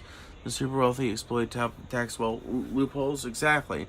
Well, those tax loopholes and the corporations of the wealthy that they own and control, all the tax loopholes that they exploit, all these people make up like that. That could Like, if we fix those loopholes and shit, and we fix our fucking tax system, that could make up for a massive amount of the revenue that people are always wondering about how we're going to pay with the expansion of social services with. That could do it. And I agree with people when they say there's a lot of fraud and abuse in the system. I just don't believe it's at the point of service. Like, yes, there's probably a lot of fraud and abuse in the system, but I think it's probably happening, like, with these middle managers and the people who are actually able to fudge the numbers and shit. It makes a lot more sense that that would be the way higher number of, like, actual meaningful fraud that's happening.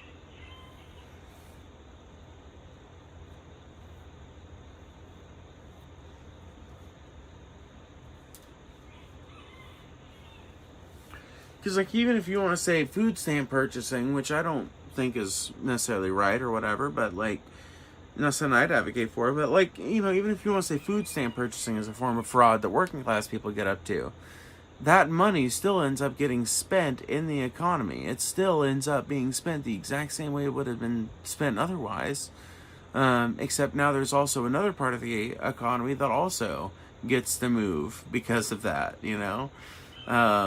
And so you could actually see it as, like, a fraud that helps the economy in a lot of ways. I'm not saying it necessarily is, I'm just saying that there could be a good argument to be made. My main point is just, like, we get so hyper-fixated on point-of-use harm and point-of-use fraud and abuse. But the actual truth of the matter is, if you want to look at cases like fraud and abuse, all you have to do is look into those Mississippi politicians who subverted, like, hundreds of millions of dollars worth of federally appropriated money from the federal tax base towards helping Mississippi out, basically, with its with the food stamp program, I think it was. And, like, hundreds of millions of dollars of that just got diverted into some fucking, like, new stadium and some other shit like that. It's just insane the amount of grift and graft that goes on, but it's not usually happening at the point of the end user, which is where Republicans always want to focus so that they can act like getting rid of fraud and abuse is synonymous with cutting people off of their help, which it's not.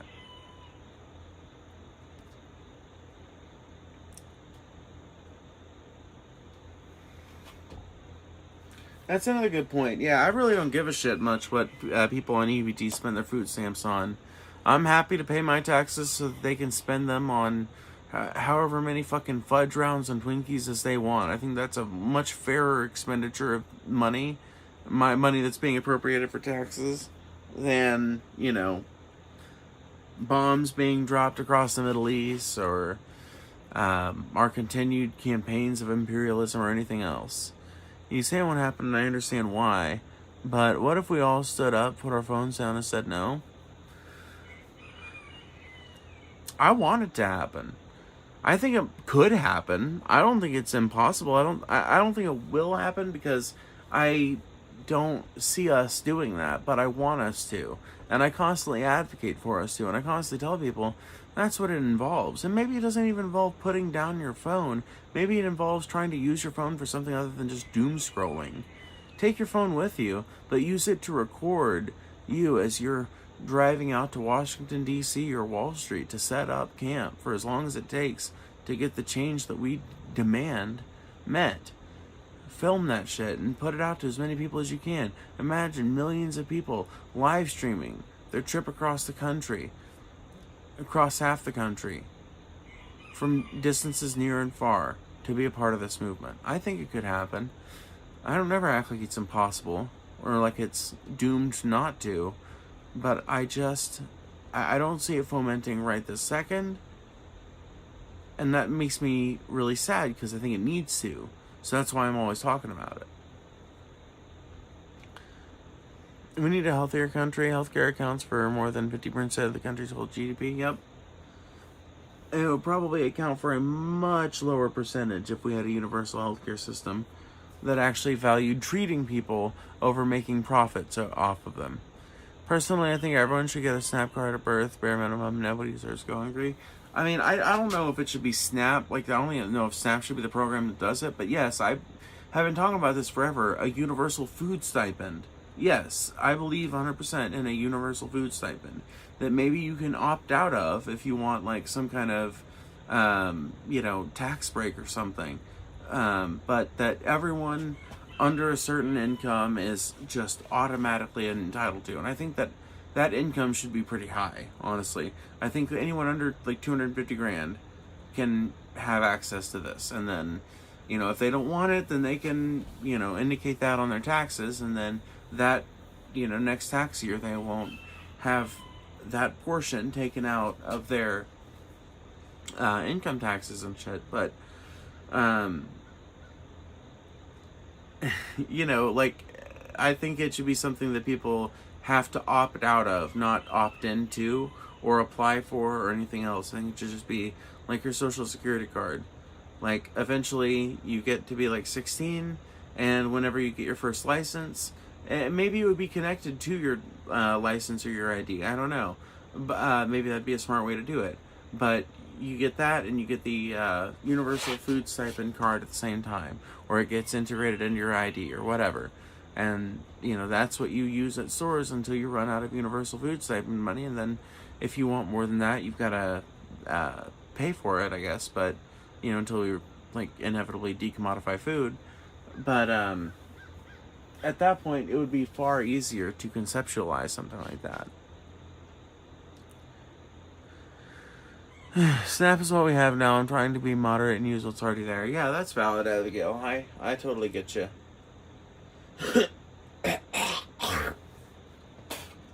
And yes, I fundamentally agree. I just wanted to point out that Snap might not be the necessarily like best system to do it. I don't know. I think some research would need to be done into that. But ultimately, I think that the spirit of the idea is something I can get behind and have been advocating for a long time. My big things is like universal basic income, universal food stipend, housing reform, so that people are no longer renting for their entire lives, so that people have an ownership stake in their own houses, mass infrastructure reinvestment with an eye towards public transit. All these are things I cite as possibilities for what people could march for with, their three ideals.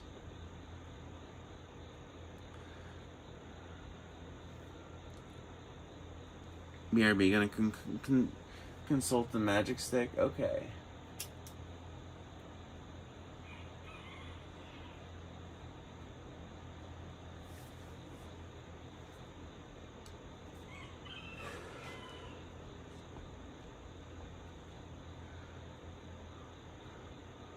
Guys, I'm so freaking tired. Holy shit.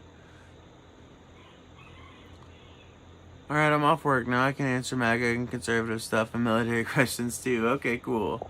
Righteous. So I'll let you know next time one slips through my head.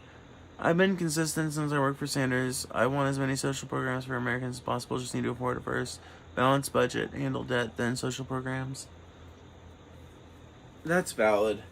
I guess I still just don't understand why the debt needs to be paid off or paid up first, when it seems to me like the modern economy kind of runs on debt.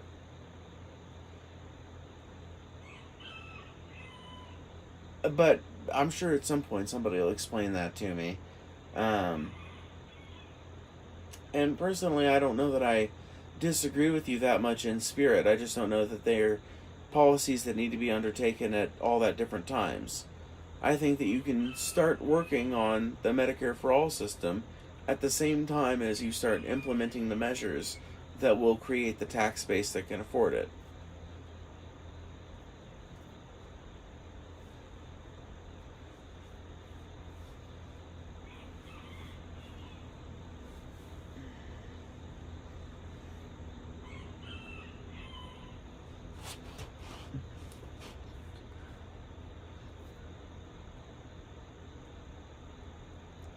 Nice guitar, thank you. Yes, the economy does run on debt because one man's debt is another man's asset. Yeah, that's pretty much what I've heard. So whenever people talk about like paying down the debt or paying off the debt, it always sounds a little strange to me, because it's like, well, isn't that the whole idea though? Is that like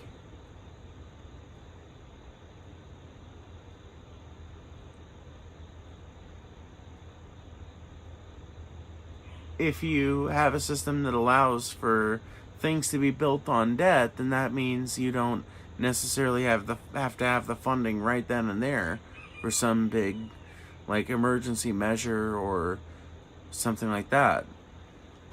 So I feel like if you want to have, like, even a basic level of expendability and adaptability in a modern society, you have to have some form of debt.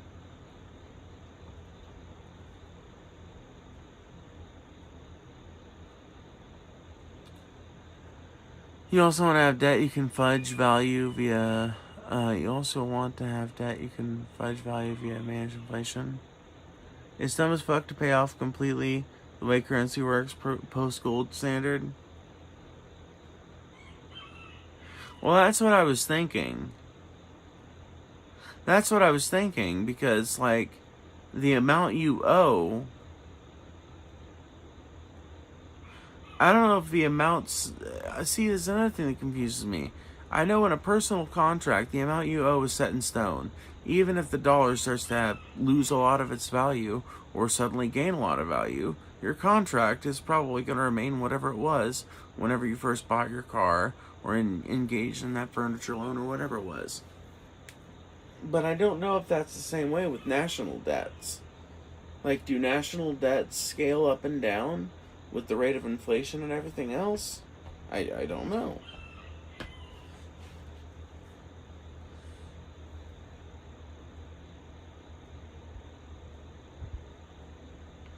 There will come a time when the interest on the debt exceeds our ability to pay for existing programs. Spooky.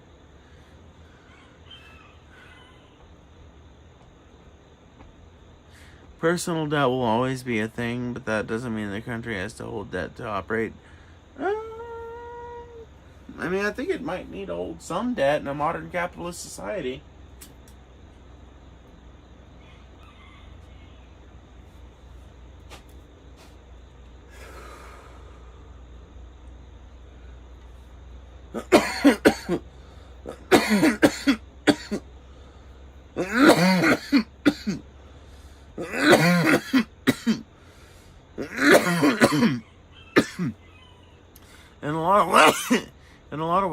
Oh shit, sorry.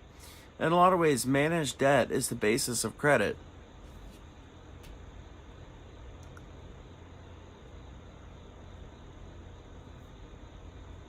$25 to 30% of a yearly budget is the ideal debt, based off 5 years.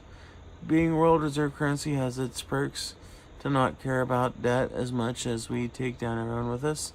Right. So if we fail, tons of other countries around us also fail. Tons of countries that are reliant on our particular form of currency also suddenly see their economies cease to function, as the amount of money that they hold in possession suddenly becomes not even enough to really seriously engage with Americans in business.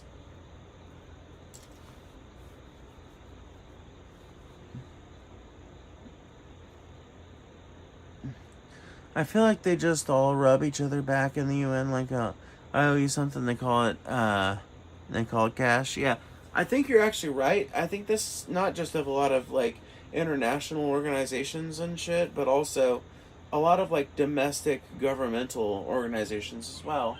And politics is exactly like this. Dude, you can literally find all kinds of pictures of Donald Trump and Hillary Clinton chumming it up before, you know, they were running against each other for president. And after that, suddenly things became all vitriolic and shit.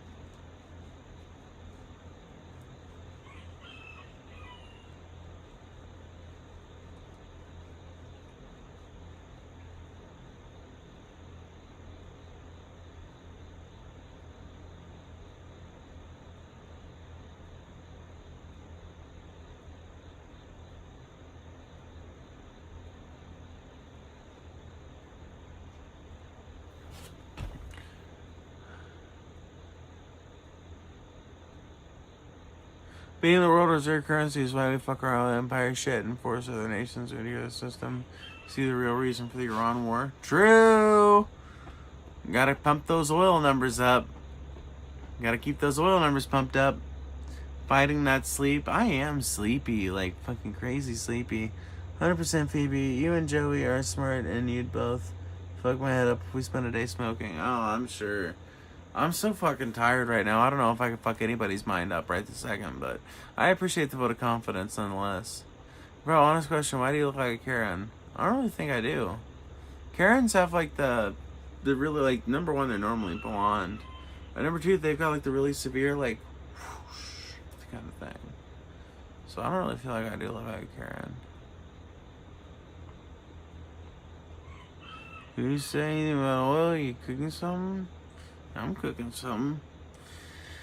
If USA failed, the only country who would do well are mineral and agricultural rich nations who can self-sustain or too integrated with everyone. Even China will be in trouble to a point.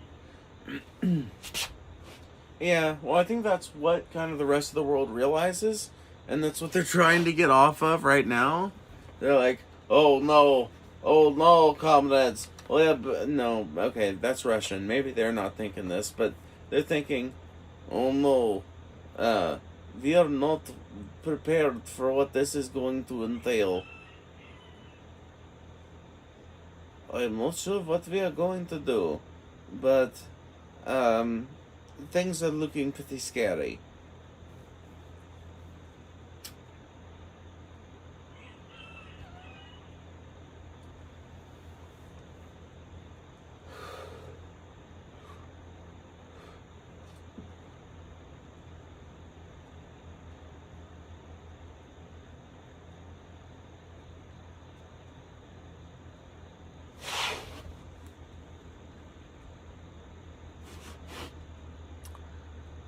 Exactly, even the USA realized that, and is why we were drawn back to regional empires we discussed before.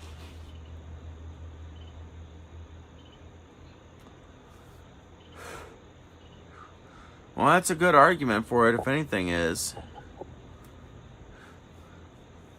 That's a really good argument for it, if anything is, because certainly an actually properly united Europe and an actually properly united Africa and an actually properly united Asia and an actually properly united South America, you know, all of these places having some kind of overarching body that they have control over that can raise a standing army would place them in the position of being able to greater resist any kind of, you know, American intrusion, but would also allow them to like consolidate their resource rights and shit.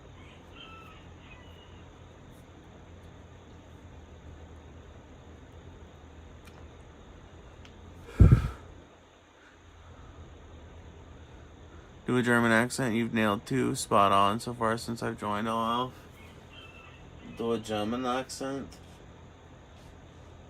I always feel bad when I do a German accent because I feel like I'm kind of just doing a cheap rip-off of Nazi films. I feel like I'm oftentimes just doing cheap rip-offs of Nazi cinema, and it often feels a little uncomfortable.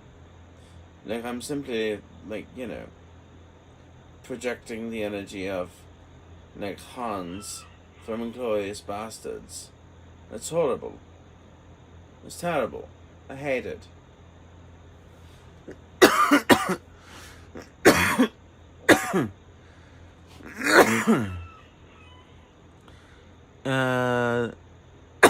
True. A unified Africa would be powerful and hope it happens. Everyone wants it so it can organize and properly extract its resources during the world stage. I know, right? I don't know how Africa could ever properly become unified, though. That country's huge, or, well, that continent is huge.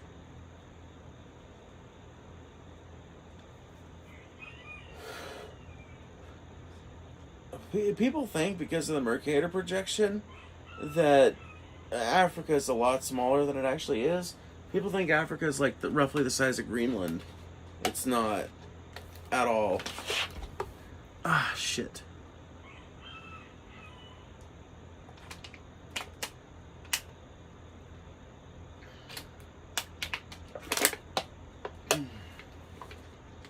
Well, that was uncomfortable. Just spilled a bunch of water on myself because I'm fucking drunk. God damn it.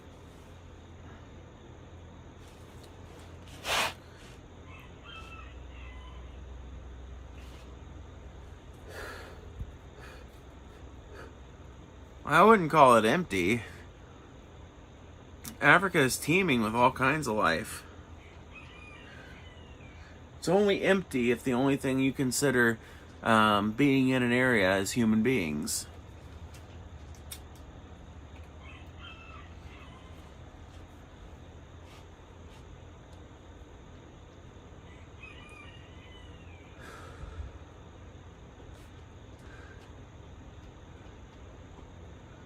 I just dropped a carton of cigarette tubs. I feel you.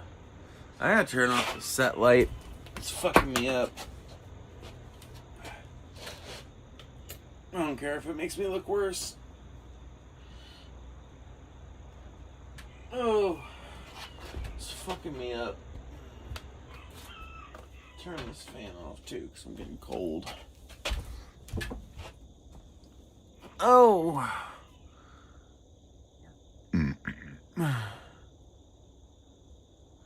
For the sake of commerce, yeah, I'd say that. Well, commerce isn't the only thing I care about, you know? I want Africa to unify so that they can better represent their interests on the world stage, and so that whatever extraction happens in Africa happens on better, more equitable terms with the people who actually live there and do the work. I don't want that to happen merely so it's easier for those resources to be extracted without the unnecessary groveling of war. You know, like, my ideals on this are squarely focused around improving human lives, giving people a fairer shake. Resources are probably going to be inevitably extracted from Africa, but I think that the locals, the people who actually live in the various different countries of Africa, should get to have a say in how those resources are extracted and in how well they're paid for their labor and everything else, how their countries are governed.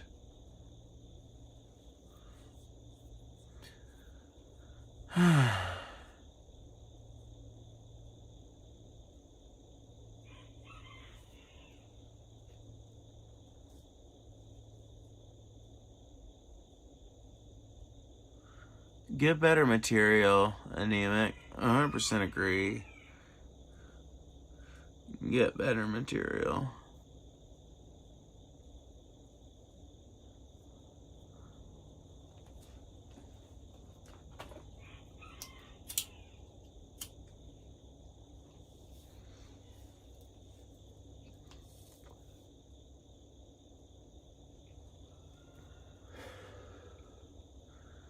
If the resources can be extracted, it will elevate with integration into market, more jobs, more money. Well, my thing is, their resources are already being extracted. Like, their resources right now, presently, are being extracted. It's just harder than Western powers would like it to be. And, like, I don't want more of Africa's resources to be extracted. Unless that's what the locals decide they want to do. And even then, I think that there are probably going to be obvious ecological limits as to how far people can go with that. But, like, what the fuck? It should ultimately be their decision as to what's extracted from their country.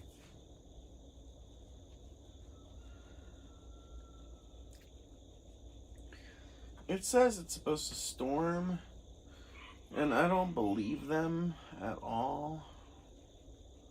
I don't believe them one bit.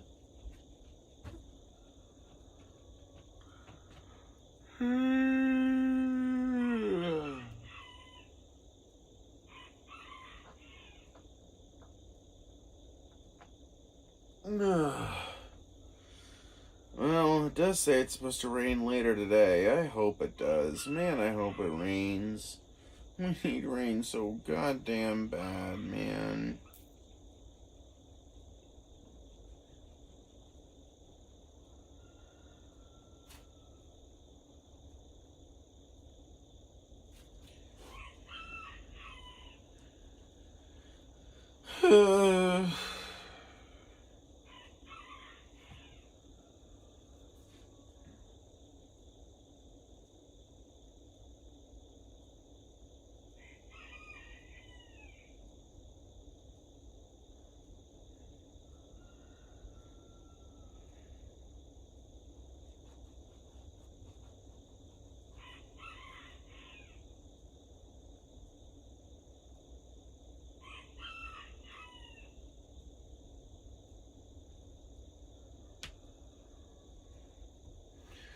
Well, it says it's supposed to rain. I hope it does.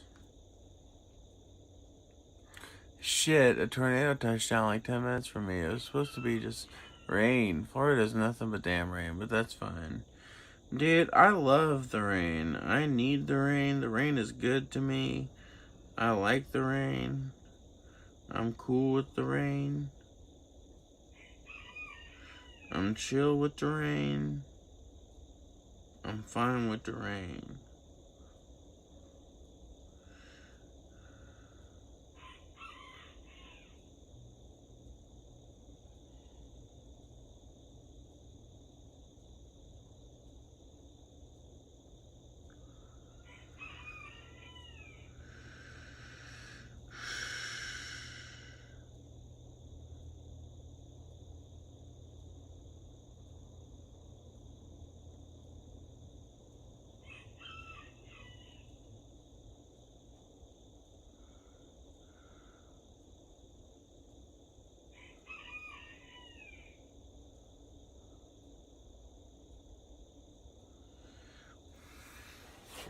I love it when none of my weather apps can agree on what's gonna happen.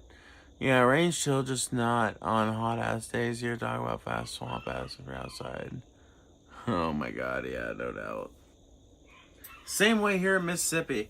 Dude, here in Mississippi, it's probably not as bad, but it's weird, dude. It depends on the time of year. If it's like late July or any time in August, pretty much, then rain doesn't really cool anything off. Sometimes even in early July. So I would say July and August, sometimes late June, sometimes early September, but mostly July and August.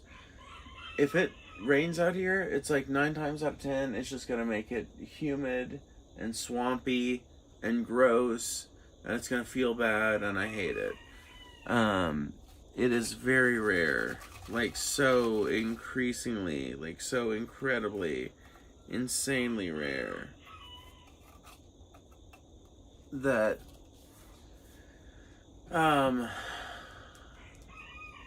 it actually ends up cooling things down. Every so often it will.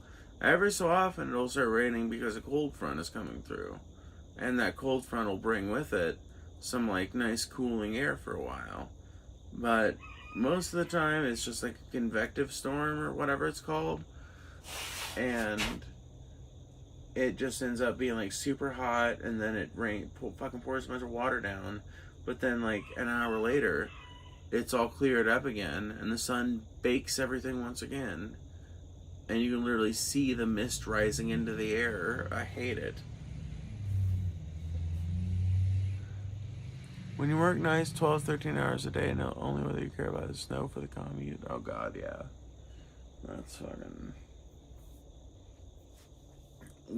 fucking couldn't be me. Pretty sure that could never be me. Holy shit, how did I get down to fucking 11% on my battery? Bugs everywhere, dude, yeah. All of a sudden, all the bugs want to come out. It's because they're crustaceans. Look into it. It's because bugs are just fucking crustaceans. They're literally just like every insect on the planet is descended from likely one weird little species of probably millipede looking kind of thing. Like it probably looked somewhat like a millipede, maybe, is the best way that we have to like kind of describe it. Might look like a fairy shrimp. But some kind of animal that looked like that figured out how to live on land. Well, they really figure it out. That's a bad way to put it. But like, you know, there was some random individual that had a mutation that benefited it whenever it would get left up on the beach. Suddenly, its gills, because it had some mutation for some little feature, I don't know what it was, but maybe it was like some kind of covering over the gills to keep more moisture close to them or something. Eventually something happened that made it possible for these, what started out as sea creatures, to start living outside of the oceans. And it wasn't long after that they started developing in all kinds of different crazy forms. All the different crazy forms we have today, in fact.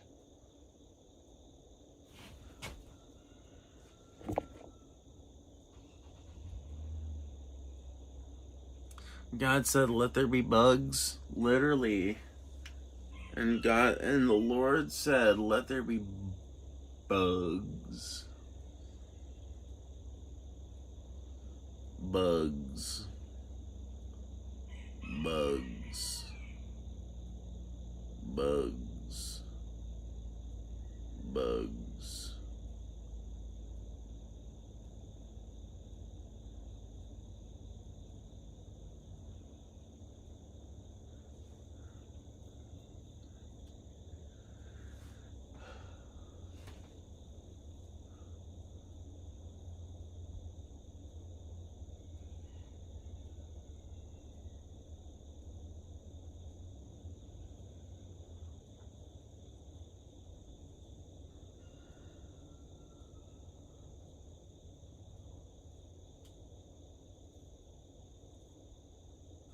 Anyway, there are bugs that happen on the ninth day, right? True. Yeah, I don't know exactly what day that was destined to happen on. But I'm going to go ahead and go. You guys, thank y'all for hanging out. I know it's kind of abrupt, but it's been a good long show. And I'm pretty tired, so peace out, you guys. If you enjoyed the show, make sure you subscribe. Make sure you hit that like button and all that. Oh my god, I've got so much of my drink left.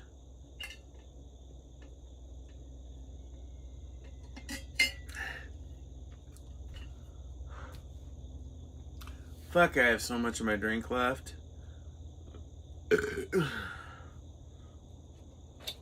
Fuck, man. God damn it.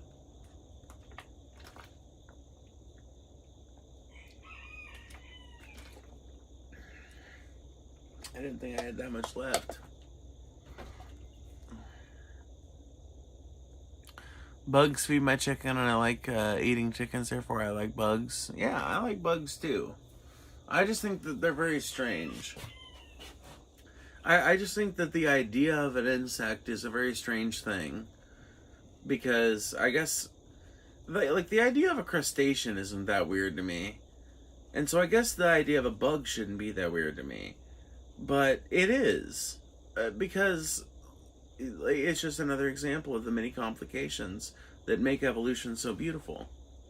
Because you look at something like a cicada, and it doesn't, like a cicada, or a cicada, however you pronounce it, does not look like anything that should share its most recent common ancestry with, like, it doesn't look like it should share a more recent common ancestry with a crab than it does with a fucking, I don't know, zebra or a worm or whatever. They just look like these weird little alien things if you really compare them to everything else living on the planet except other bugs. But you look at the sheer diversity of insect life, and it's so fucking insane how much diversity has come from what, as far as we can tell, were maybe one or two, maybe three lineages. Maybe not even that many, I don't know, like, but, like, we've got all these, like, insects, and not that many origin populations. It's not like insects, evolved independently a bunch of times, as far as we know. And I think that's endlessly fascinating. When you say crustaceans, I always think of Marcus the Worm on YT. Robert. I have built an intercontinental ballistic missile, Robert. I'm going to erase North Carolina, Robert.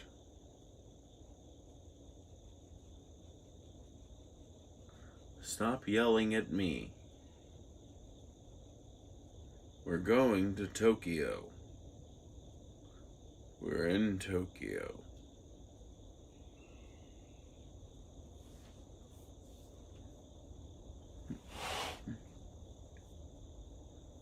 Stupid bitch boy. Awful, fat, horrible. I love that you know Marcus. Yes, I 100% do.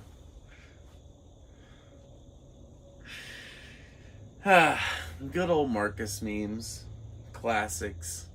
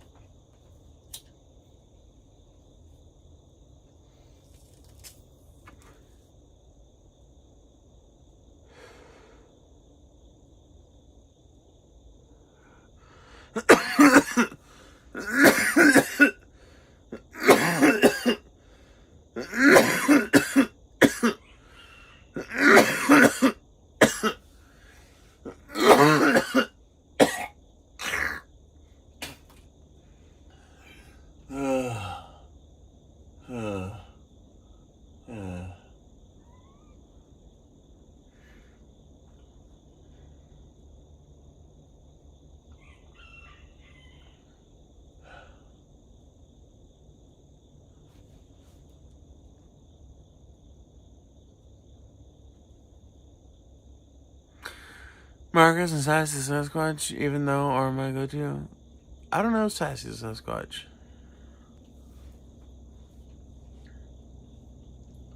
I only found out about Marcus the Worm through YouTube Shorts, where I was like, okay, what is this fucking weird thing I keep seeing? And I was like, oh, it's one of those. And I was like, okay.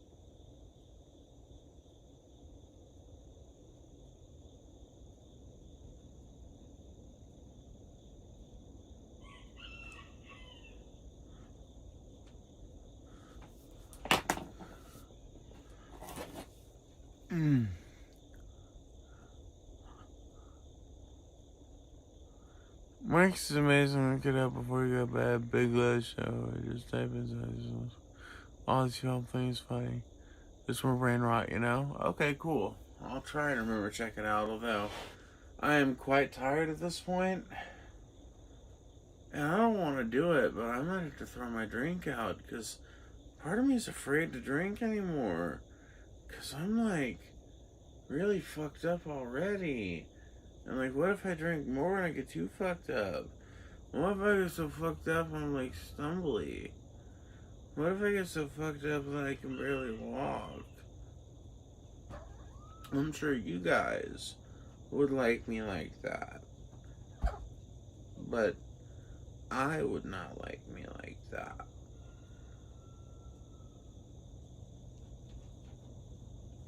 On the other hand, it always feels like such a waste to pour it out.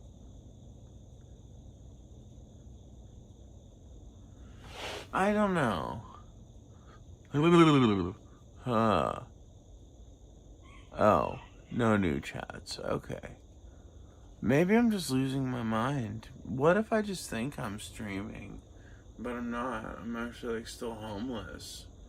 And I'm just kind of like sitting around in somebody's like squatted basement.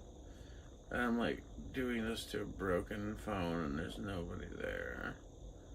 Paul talked about this one time.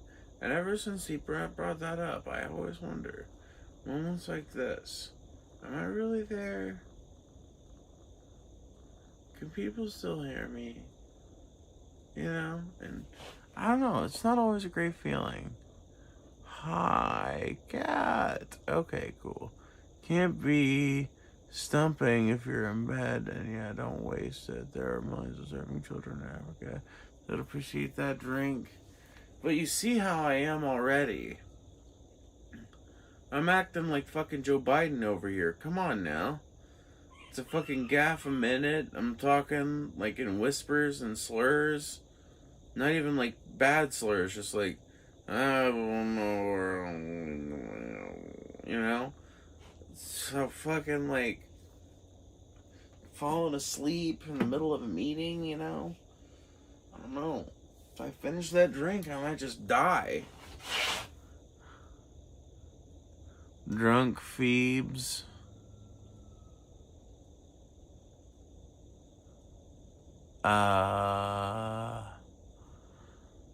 Say wahi.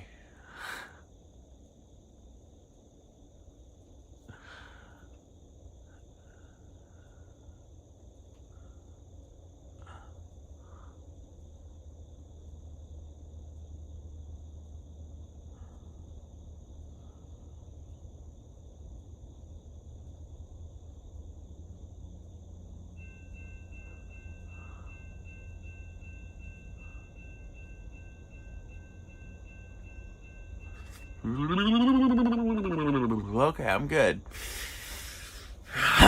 I'm good.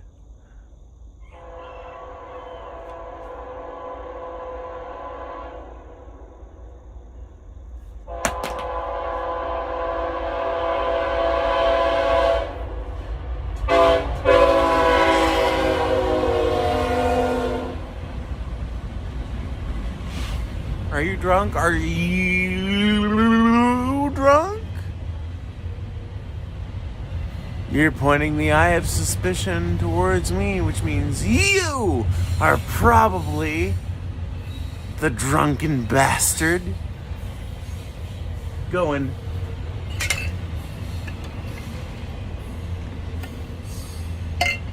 More booze, more booze, more booze down my throat. Now. Because you're talking about how drunk I am.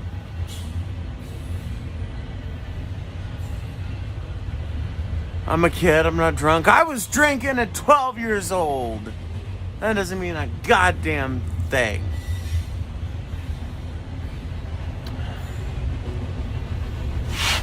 She's so out of it. Fuck you, Arya. I'm kidding, I love you. But fuck you, Arya.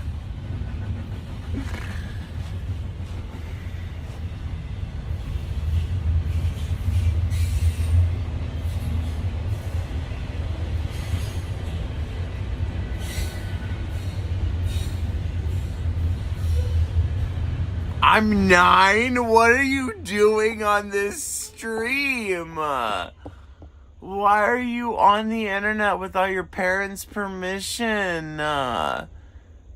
Dude, that's like not even cool. Oh my god.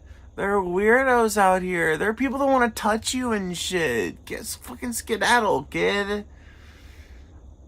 I don't like to think that about anybody in my community. I'm pretty sure you'd be fine, but I don't want to fucking take a chance.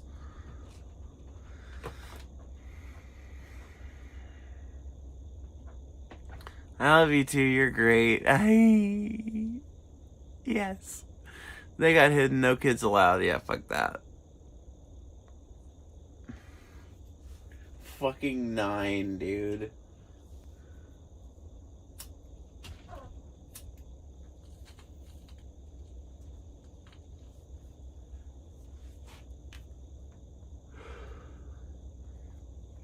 Hello, I'm a baby. I would like to participate in your stream, please.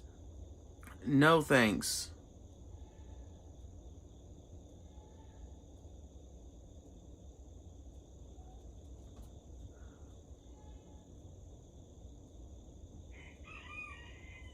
We gotta play work sometime. I need an holiday, something more than my job. Well, you got an outlet in me. You got an outlet in me. When you're alone at night and you need a game to play, just listen to what your old friend Phoebe say. Yeah, you got an outlet in me. Just fire up Park Ascended and turn it on. I don't know the words to this song, nor the melody, so I just have to wing it till I get back to the chorus. You got an outlet in me. You got an outlet in me. When you're hating your job and you feel all alone, just text me with your mobile phone. Yeah, you got an outlet in me.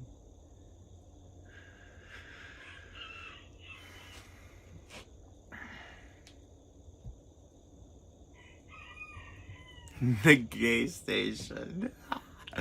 I'm actually probably, when I do get a home console, which I think I want to do because my son's getting to the age where he kind of wants to play games with me and stuff, I think I'm going to get an Xbox One X or whatever the newest Xbox is. I know that sounds awful, but I just feel like I've gotten very used to the Xbox controller at this point, which I fucking hate. I hate that I've gotten used to the Xbox controller at this point, but I kind of have, and I kind of like its layout, and I hate that I like its layout. I don't know why either. I don't know why I feel loyalty to Nintendo, even though they don't really, like, Nintendo is not even, I almost consider, like, Nintendo a thing in and of itself besides video games in general. And I know that they're not, that they are a video game technology company and shit, but man, they sure as hell don't feel like it, do they? Phoebe, no, bad Phoebe, get a Steam machine. Nintendo's even fucking worse, no Phoebe. No, not an Xbox or what? What are you guys talking about? A Steam machine? Is a Steam machine as easy to operate as, like, any console, though? Because I'll get a Steam machine if it's as easy to operate as any other console. But, on the other hand, does it play games as well as any other console? That's the other fucking thing that I want to consider. I don't know, dude. And part of me remembers and keeps thinking about the fact that, like, with Steam big picture mode and with the right combination of settings and shit, one can make it pretty easy to treat an existing PC as a gaming setup. So I don't know. Well, no, I don't want to make that my gaming setup. Never mind. I can do that for streams and shit, but not. I need something different for the living room.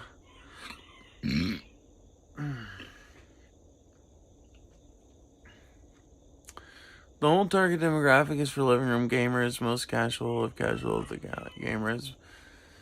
Specs are pretty damn good.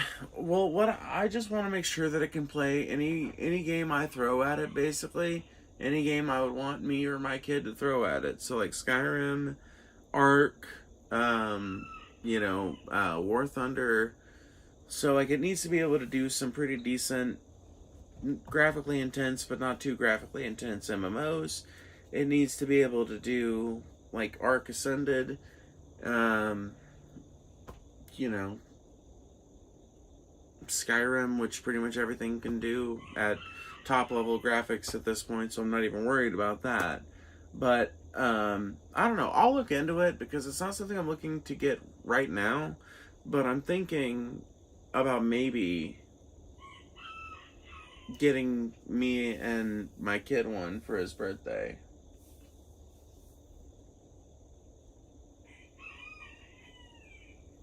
I mean, it'll mostly be his, because, once he gets old enough to enjoy it, I'll just leave it to him.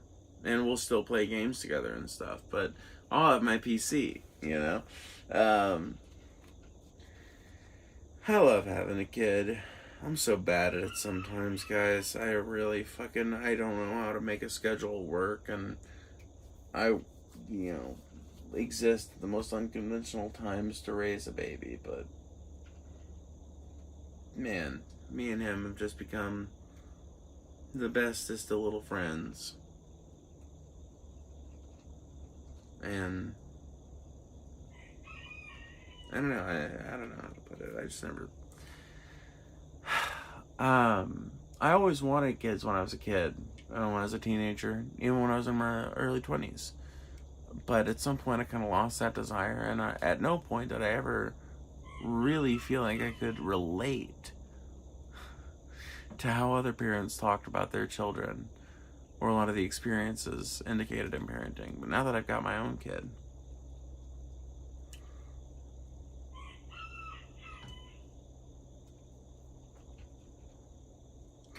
my list of considerations would have been completely different if it had just been me, you know? If it was just me. I mean, because I can tell you right now, I'm going to get him a Nintendo Switch no matter what. I'm getting me and him a Switch too, as soon as I can afford it. Because it's just such a perfect fucking console for kids. Like, on top of adults that are still kind of childish at heart, maybe.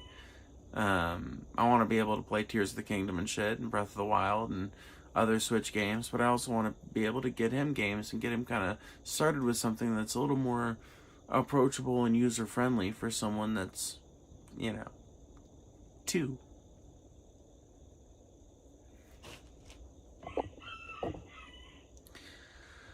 $900 console, might not run ray tracing in 4K, but definitely can run 4K most games. Right on, that's on par with my PC then. And it's because the smaller devices, the more of a trade-off they ensue spec-wise. Steam Deck / modern handhelds are practically a mid-spec computer packaged into something you can hold. Kids are hard. I have a 10-year-old. I get it. Yeah, no, for sure. Still something I'm figuring out, you know. I don't know completely what I'm doing.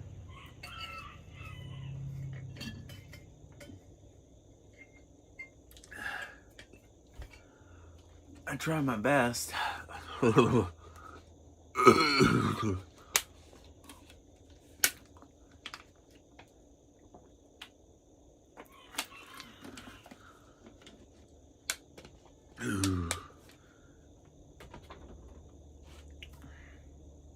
was potent.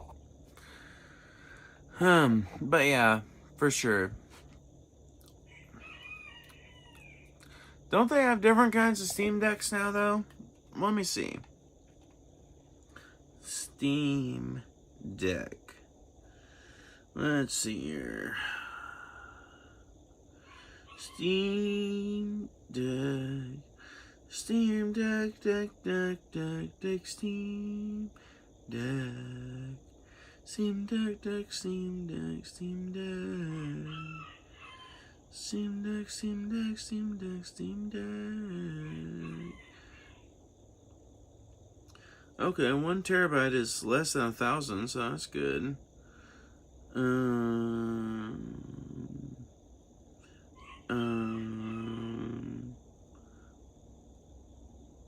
Let's see.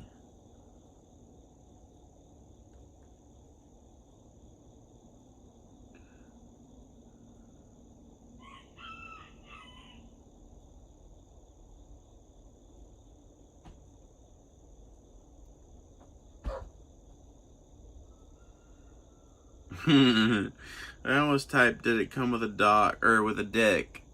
Does it come with a dock?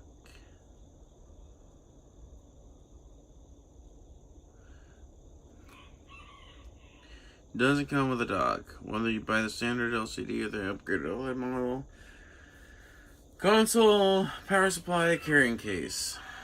You want to play games? Get it, fucking go on.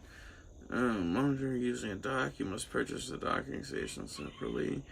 Using Visual Valve Steam Deck docking station. More affordable third-party alternatives from Dusux and Carrier Green. Okay, cool. So I need to buy a dock for it in order to use it the way I want to, which is on the TV screen. But it seems like it could be a capable console. I don't know. I'll think about it. It'll definitely be in the running. Because it would probably allow a wider array of games that I could play. But I don't know if that's actually true. Everybody talks up the Steam Deck, but I don't know. Can it play the games I want? I guess we'll see. Dick's not included. I know, right? I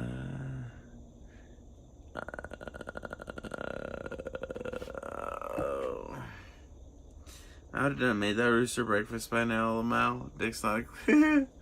Dude, once you get used to it, those roosters are super easy to ignore.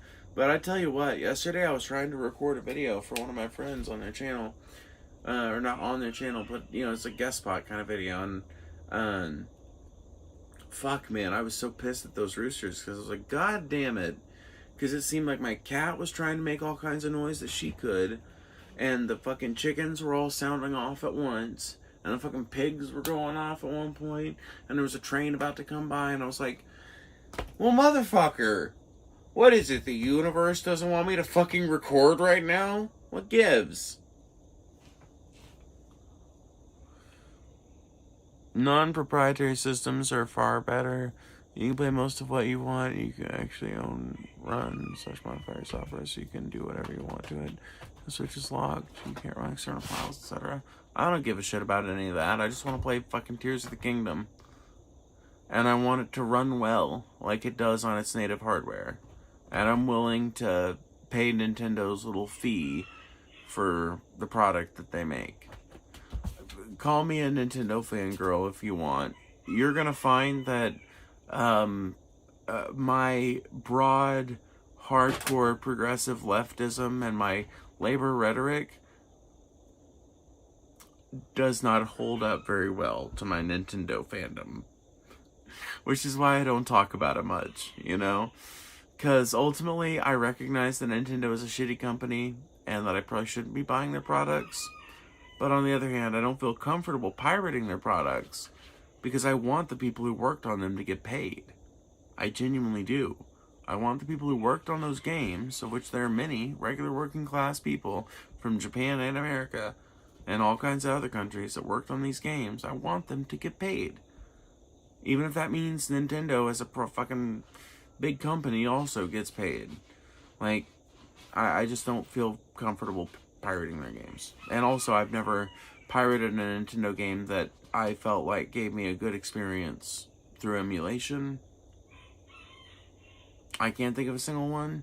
Maybe Ocarina of Time. Like, maybe N64 and before, you can get just as good an experience out of computer as you can.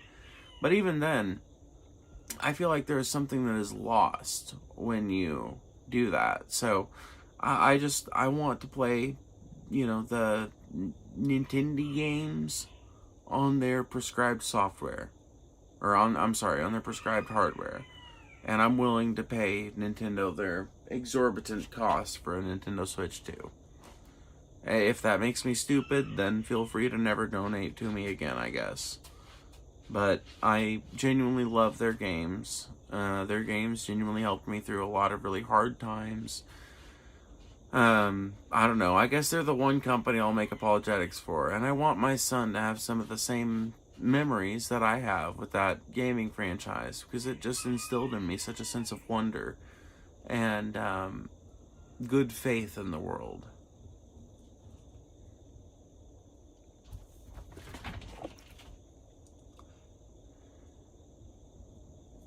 They already got paid. Developers don't earn commission.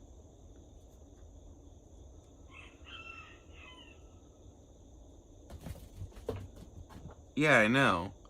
But the only way they're going to continue to get paid is if, like, the idea of building video games with human arms and human eyes and human fingertips and shit. Like, the only way they're going to continue to do that is if they continue to make a profit margin on their shit. Whatever. I'm not saying, Arya, that you can't donate to Nintendo, or I'm sorry, that you can't pirate Nintendo if you want to. Go ahead. Have fun.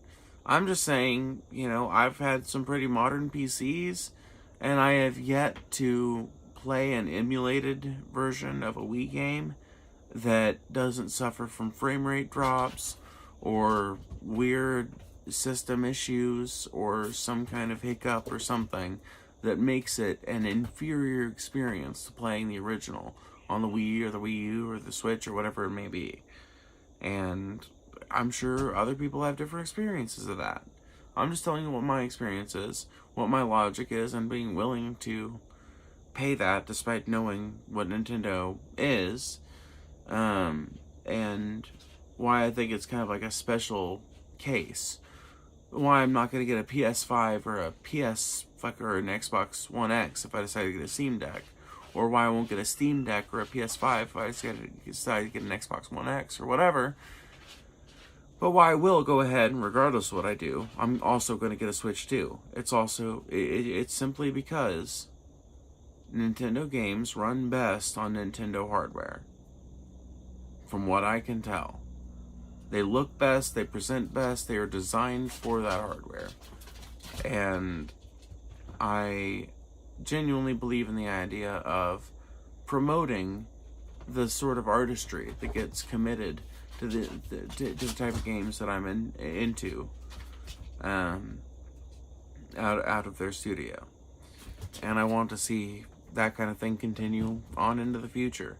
I don't want to see those people replaced by AI because the company decides, oh, we're losing so much to piracy that we're going to go to AI. They might decide to go to AI anyway. And you know what? If at any point Nintendo just goes to where they're generating massive amounts of their dungeon design or story or anything like that with AI, then yeah, at that point I'll be done with Nintendo. But up till now, they haven't done that shit as far as I know, and I can't think of any other company that has produced stories that have compelled me or that have such a cherished place in my heart as Nintendo. I know it sounds kind of absurd, but you gotta remember what specific Zelda games I grew up with. I grew up with Ocarina of Time and Majora's Mask and Twilight Princess and Skyward Sword being my 4 greatest influences as far as Zelda games go. So, you know, maybe to some people Nintendo games are just basic rote platformers like what they see in Mario, but for me it's there's real artistry and philosophy in these games. There's real beauty in these games. And I want to see people continue to get hired and paid to do that work. I agree that Nintendo games run best on their proprietary hardware. I just personally disagree that Nintendo games are good enough for $500. That's just my opinion, though, and I don't want to come off like I'm disrespecting yours. I'm sorry if it came off that way. Oh, yay, Arya. Mwah, I love you. I didn't take it that hard. I just figured we were having a little disagreement about shit, and I didn't know exactly what the nature of it was, but I'm glad you clarified, and I appreciate it. For me, it is worth $500. For me, honestly, I'd probably pay $600. I know that sounds simpish or cucky of me, but I probably would. It sounds fucked, I know, but I love their shit. I just do. I can't help it. I love their shit. Willing to pay premiums for it. I mean, at some point it'll get too absurd that even I will have to bid adieu, I'm sure. Unless I happen to be making a ton of money or something at some point. But as of right now, I'm willing to save up and scrape and eventually enjoy. I don't know why, but to this day, nothing quite gives me the same exhilaration of opening up a brand new Nintendo console with a couple of games that I purchased and getting it all set up and playing those games for the first time. To me, that is like Christmas. It's like Christmas in July. Nintendo cuck. I respect you for it. Yeah, no, for sure. I mean, hey, at least I stand up for what I believe in, right?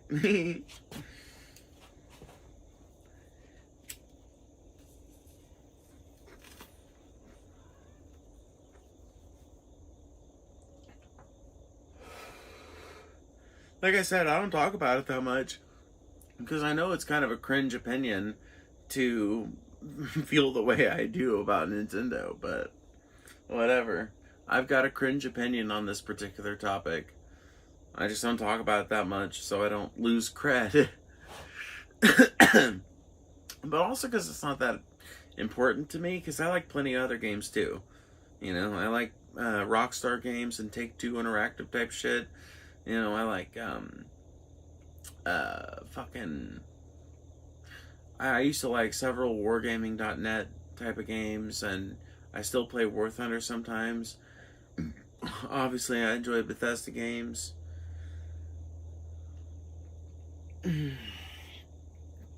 Ark. I've talked about a number of them at this point. It is a little cringe in my opinion, a little low. You're all good. It is a little cringe for sure. Yeah, it's like I said, I know it's a cringe opinion, you know. But I can't help it. Hey, at least I'm honest. At least I'm honest. At least I didn't give you no bullshit. I was like, yeah, you know what? I'm biased about this shit because Nintendo has a special place in my heart, basically. You know, I'm kind of a simp for them in a way that I wouldn't be for any other company. So if you want to make fun of me for that, I guess that's fine. But in my opinion, it's a worthwhile endeavor for this and that reason.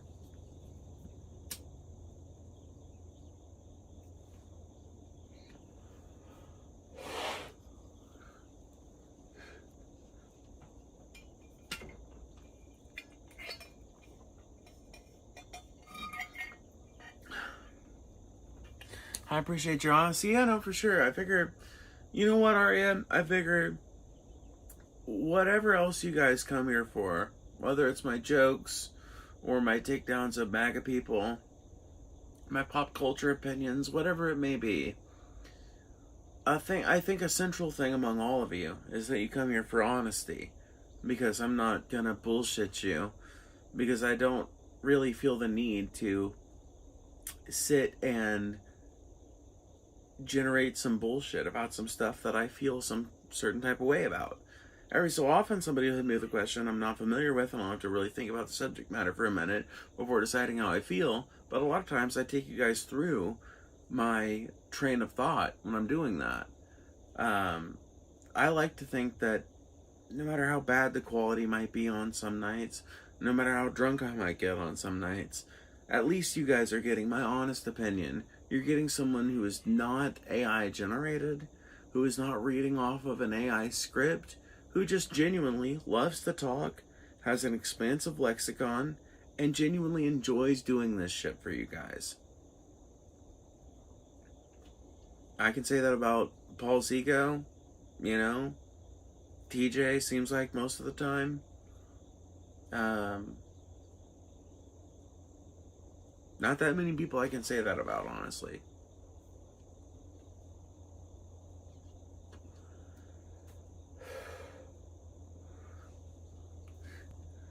I think your best trait is how honest and more specifically genuine you are. Aww. That just made my whole day. I'm gonna cry. That's so sweet. That's so fucking sweet. Aww. Okay, I'm good. But that was so fucking sweet. Okay. Honestly, you get even more honest when you're drunk. I really do. That's the thing. Like, some people say that shit about, like, themselves and other people. But I think it's actually true of me. I've got even less of a filter when I'm drunk. And I definitely kind of go to the more impulsive thoughts first. If you want to see an example of that, just check out the rest of the stream or check out some of the episodes I've been on Drunken Peasants on. I've made sure to get drunk for every episode of Drunken Peasants so far. I don't know what lexicon mean though, LML, I'm stoned. Lexicon is just a fancy word for vocabulary, basically. It's a synonym for vernacular or vocabulary or dialect.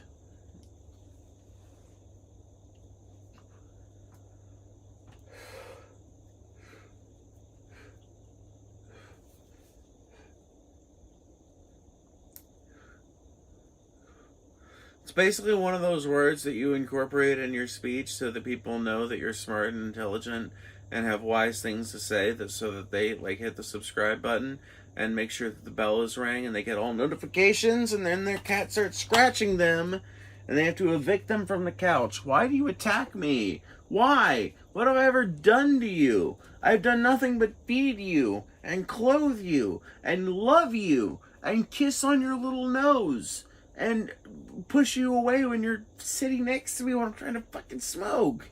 But you, with claws, attack me. For what reason? Why? Why? What have I done to you? What sin? What sin? Yallah!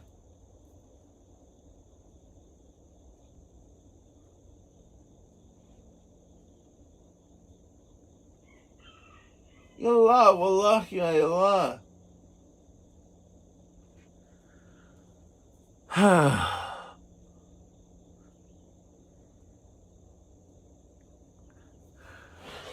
Take back your rule.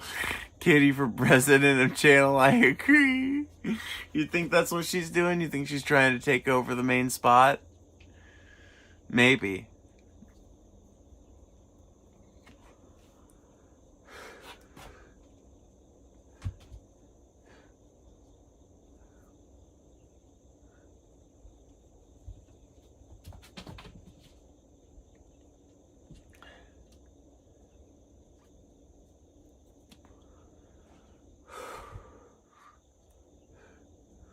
Kitty was in power for 5 minutes and was greedy for it back. I know, right?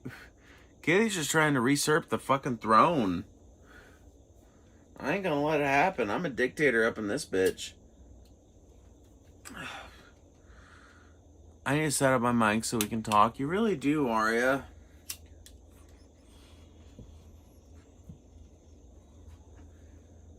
I don't even know why you're worried about my quality. Everybody else comes up and fucking voice chat with their default fucking dumbass microphone sounding like garbage. I wish I could convince everybody that I talk to on Discord to come in with good mics. That'd make things easier. One thing I do think I need to get for out here is a Bluetooth speaker, so that way when I have guest speakers on, because I actually think that that might be a better way of presenting things, even. Like, here's the idea I have, right? So I can create images and add them to the studio, because Prism is basically a fork of OBS. It's basically an iPhone fork of OBS. So it allows me to add media and shit like that. So I could add different pictures to represent the different speakers, and then have a Bluetooth speaker playing like the Discord call or whatever it is in the background, and then have it seem like I'm sitting in here with a room of people, have it feel more natural. That feels like such a cool idea to me. I'll be right back. I gotta pee.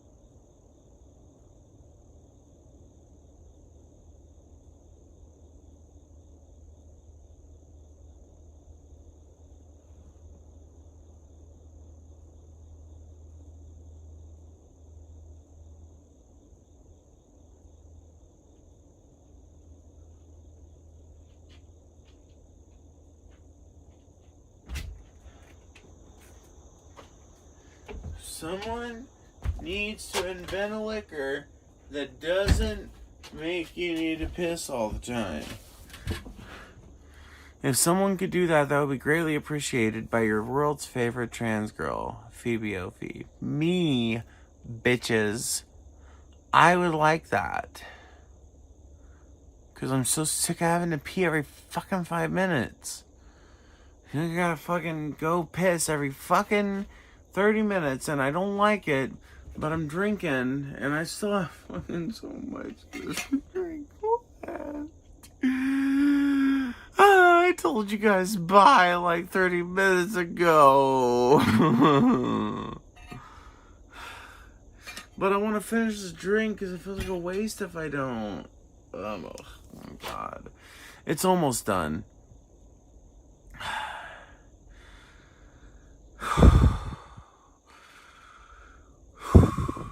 I'm good. I'm really good. I'm fine. I'm fine. I'm fucking fine.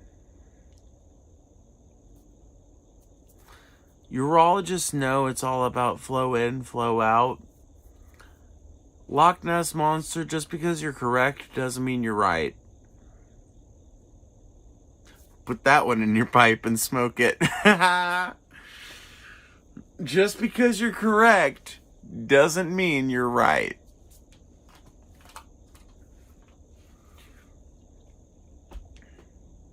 I think I'm gonna run for president, y'all.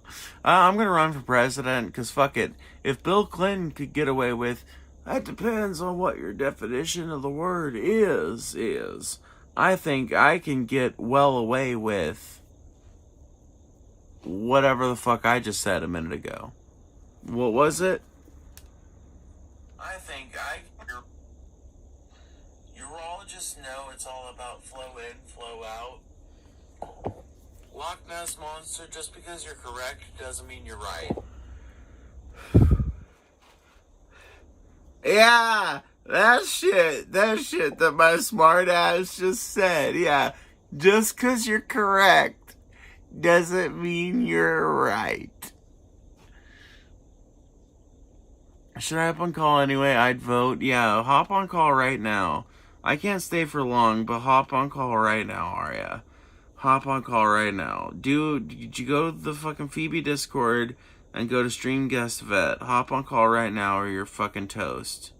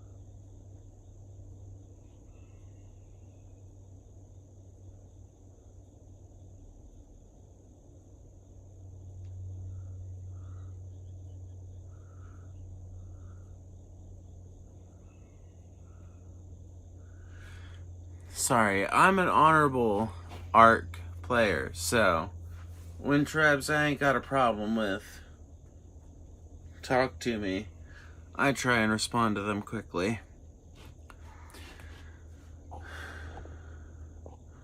I heard if you just drink sitting upside down, that makes the piss breaks less needed as well. No. Bullshit. Hop and call. Oh, yeah. Oh, yeah.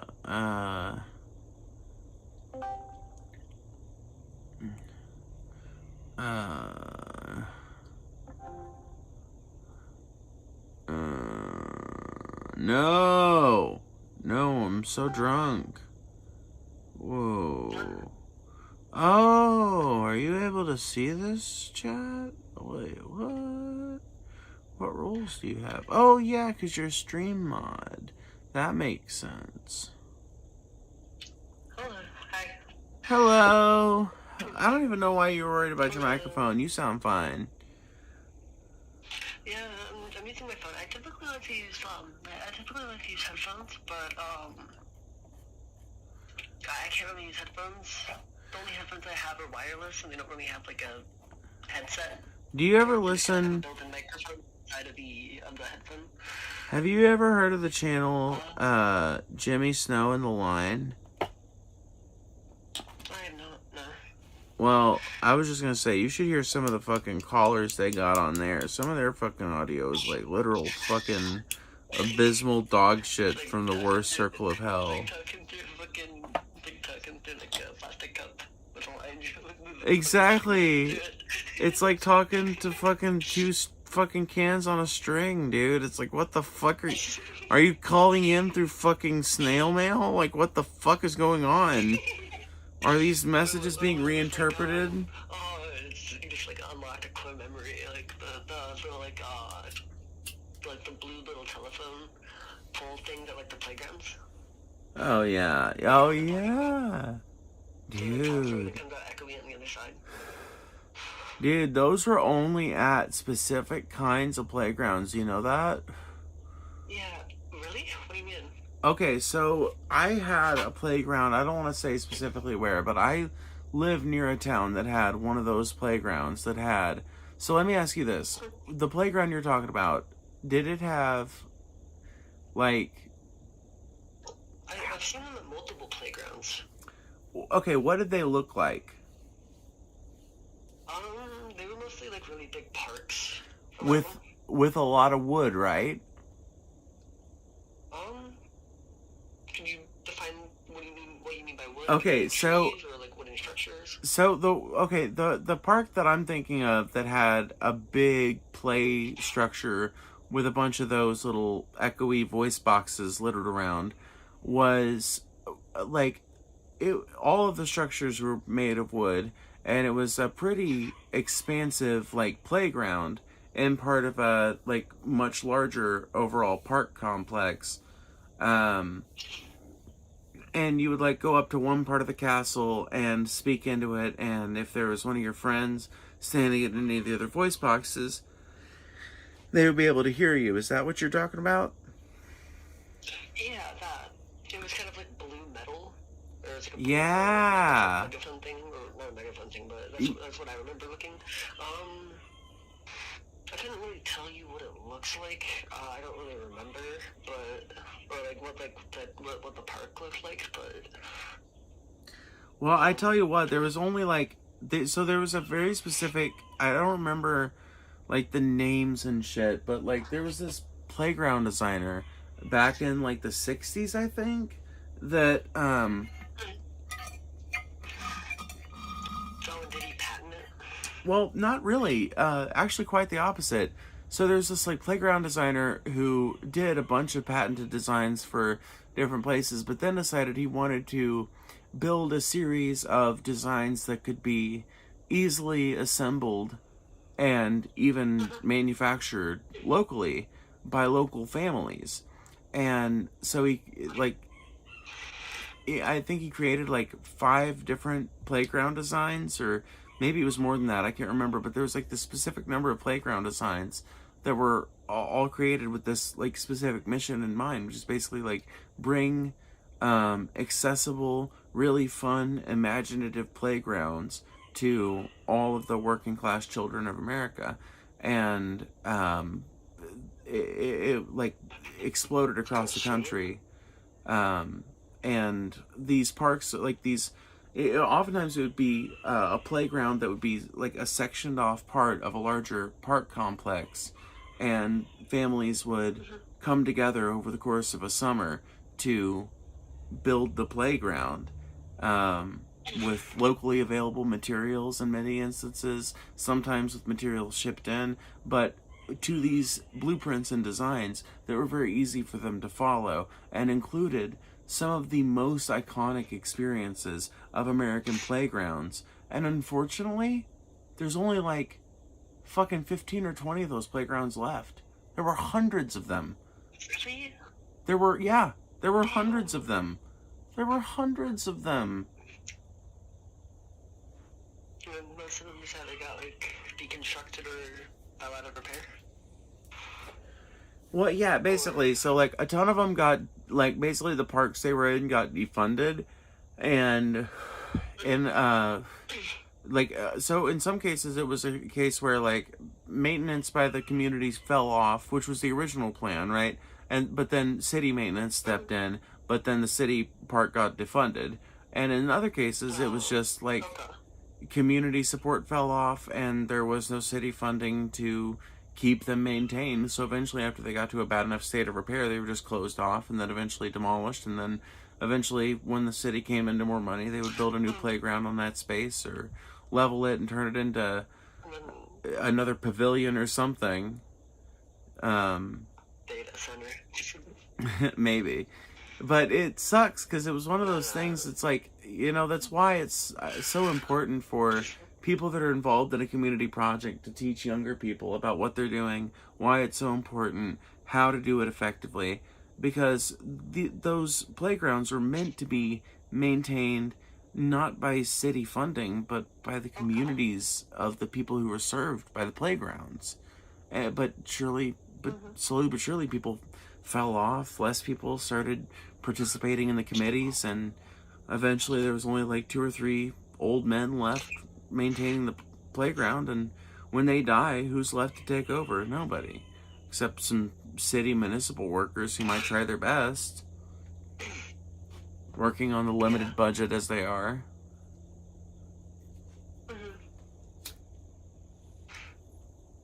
That's just sad. We're reminiscing about our childhood parts, and then just got depressing. Another thing killed by capitalism and the collapse of communities.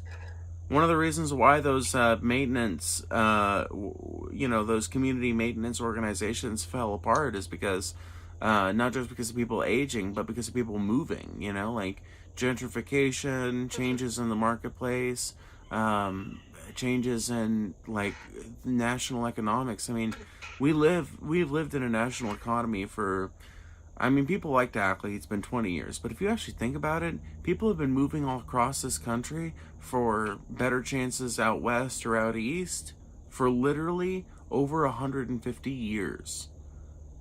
So it's nothing new in terms of just, like, people trying to find different ways to, to make it. But, like, the fact that we've never really found a good way to, we have found good ways, but the fact that capitalism does its utter best to resist any kind of long-term community building or any kind of policy that would encourage people to settle down and set down roots. That's why, people leftists always wonder, like, why do people look back at the 1950s, 60s, and 70s with such fucking, like, why, the 50s all the way through the 90s, why do they look through that period as like it was going so much good shit when people were fighting so hard for their rights back then, rights that they didn't have, when women didn't get liberated until the 70s. And I just look around and I'm like, well, it's because, like, look at the civil rights we have now, but then look at the economic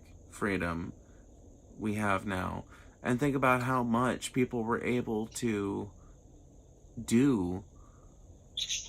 There was a brief period in American history.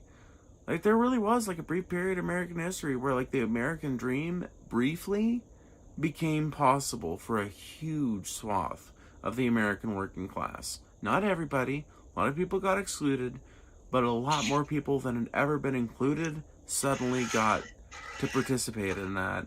And it's like, well, yeah, of course people are going to look back on that time with such aplomb and just be like, well, fuck, man, look at all the things we've lost. Look at how hard it is just for us to make a living now. Yeah, 100%. Sorry, that was a whole rant. No, you're okay. I don't really know much. I don't really know much about or I don't know as much about politics and socioeconomics like you do. So sometimes I don't really know what to add. Oh, that's valid. Sometimes I don't even. That's why there's a lot of times I'm in chat and I'm just kind of quiet in chat, or either my contribution to the chat is just fucking jokes because I'm always glad to see you in there. Speaking, I'm not particularly too well versed in the majority of conversations that you have. Hey, that's valid. I mean, my hope is that folks like you who who are maybe interested in it on some level, but don't know that much about it, maybe you guys learn some things as you listen to the stream, even if you're not participating in the chat that much. But I gotta say, just knowing you're in the chat and listening to the stream and everything makes me so happy. Same with you and any other, lurker that makes their presence known and everything. I like knowing that there are some people watching, even at times when I'm feeling a little down or a little self-conscious or something. The fact that I know in the back of my head that there's between 10 to 50, depending on how many people are in here, regulars sitting by listening that are genuinely interested in what I have to say, it makes it all worth it to some degree. Yeah. I've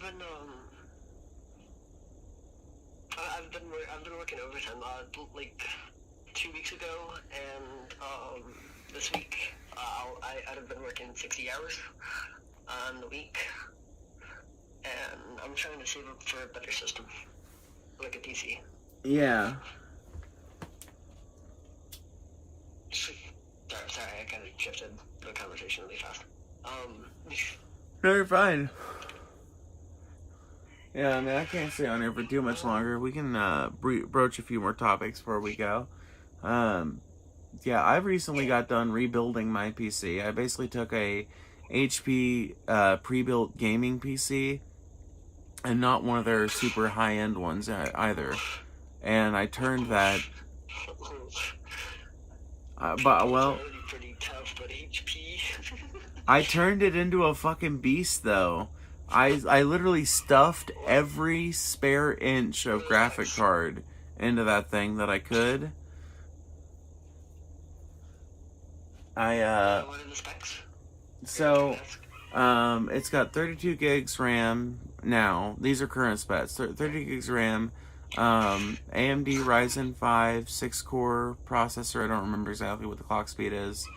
One more time? Huh? What processor? AMD Ryzen 5 6-core, I think. 5, what was the specific processor? Gen 5, what? I know it's a Ryzen 5 6-core. I don't remember what the clock speed is. Okay. But it's got The specific model, was it I don't remember that either. I'm so sorry. 7. Oh, you're good. Don't worry. I'm not sure. I'm not too familiar with the Gen 5.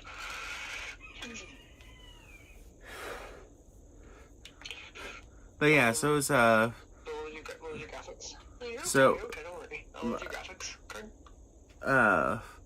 A graphics card was a Challenger 9060. It was a Radeon 9060 Challenger OC, or 9060 XT Challenger OC. That was the total name of it.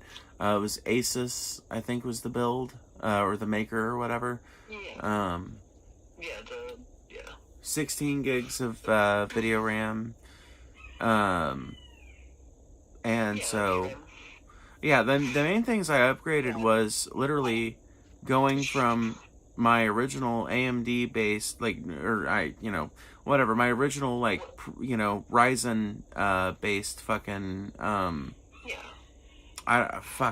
words. My original graphics card was not as capable. It only had like one fan. It was like half the width or length or whatever of the graphics card I installed here recently.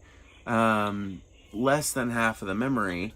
I think the one I upgraded from had like 8 gigs of video RAM, or maybe less even, like 6 gigs. I don't remember specifically, but I remember it being very anemic. And the like motherboard RAM, like the actual like RAM of the system itself.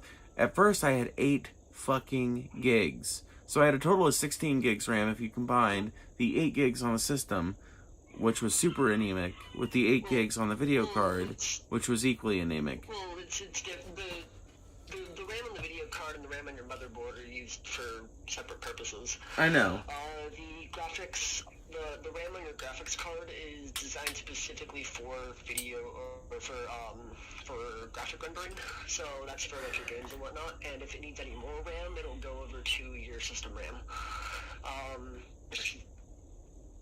I think your system can use your graphics card's memory, but I don't think it typically wants to do that.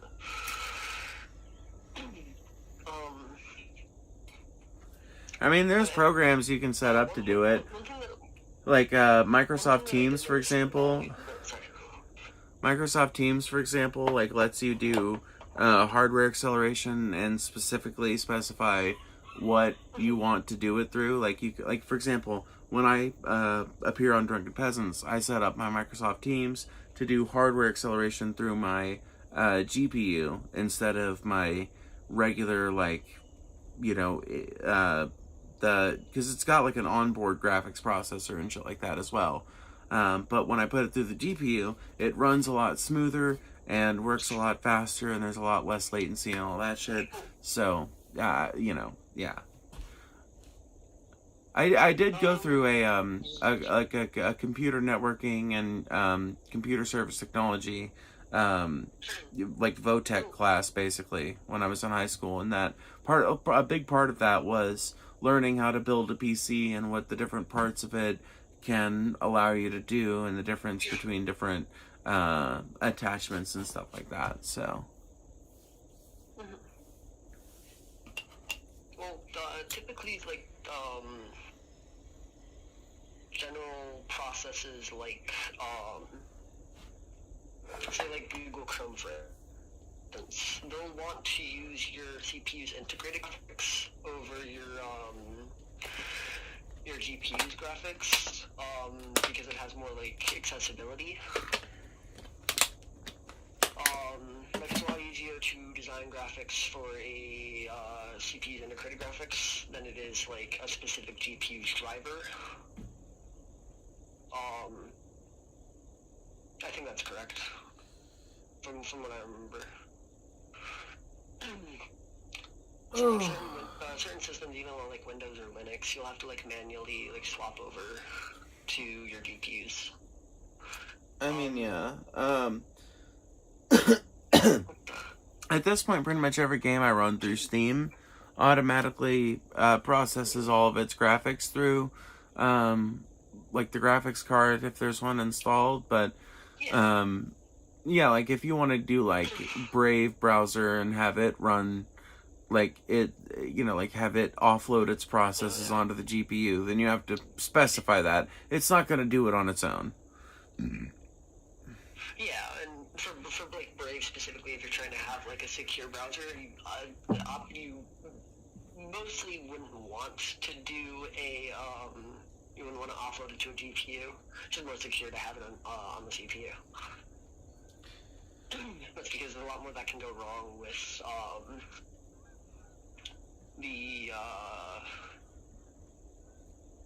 there's a lot more that can go, or there's a lot more complexity to the structure of like graphics cards and drivers as opposed to the processes of like integrated graphics. Perhaps. So there's a lot more like a lot more exploits. Yeah. sorry, I'm kind of awkward here. You're okay. I'm just getting tired. I know I'm gonna have to get off here soon. Yeah, understandable. We gotta play Ark though, that'd be great. Yeah, for sure. I just know I need more people to, you know, like, I would love more people to play with and shit, because that would just be fun in general. Yeah, but also, like, you know, I've got this nice base on Astreos, one of the new apps on, or one of the new maps on Ascended, and it's a really nice base, but it's kind of, it's gonna need more tribe members than just me for it to be defensible long term. But it's so beautiful, I want to keep it. Yeah. I mean, it's like, here's the thing, I will say, like, it's good location in the sense that it's a completely walled off island that's pretty far away from anything else. So, like, you would have to either attack with flyers, or, like, you would either have to attack with flyers or fucking, like, do a water-based assault, and either way it would not be easy. So it's like, you know, there's like an added element of challenge just by the fact that it's, I've always felt like the basic rules of like an Ark base are, it either needs to be like on an island where it can be defended all by itself, in a cave or a rat hole where it can be defended from a single entry and exit, or on a high spire or something like that, where it can only be accessed with flyers or extensive use of grappling hooks or shit like that. Because, like, basically anything else seems to me like it's asking to get raided. This is like a public server. I'm assuming. Yeah, basically. The only thing about it's like, you know, they ask that you, like, join the Discord when you start playing on the server. But yeah, that's basically it. Yeah.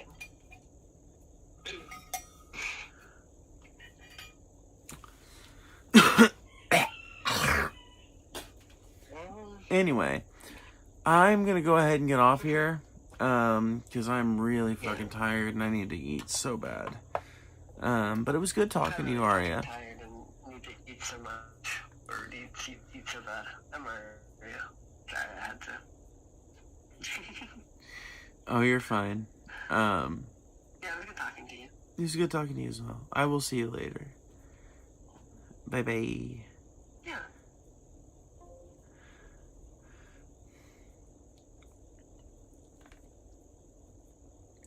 Poor Arya.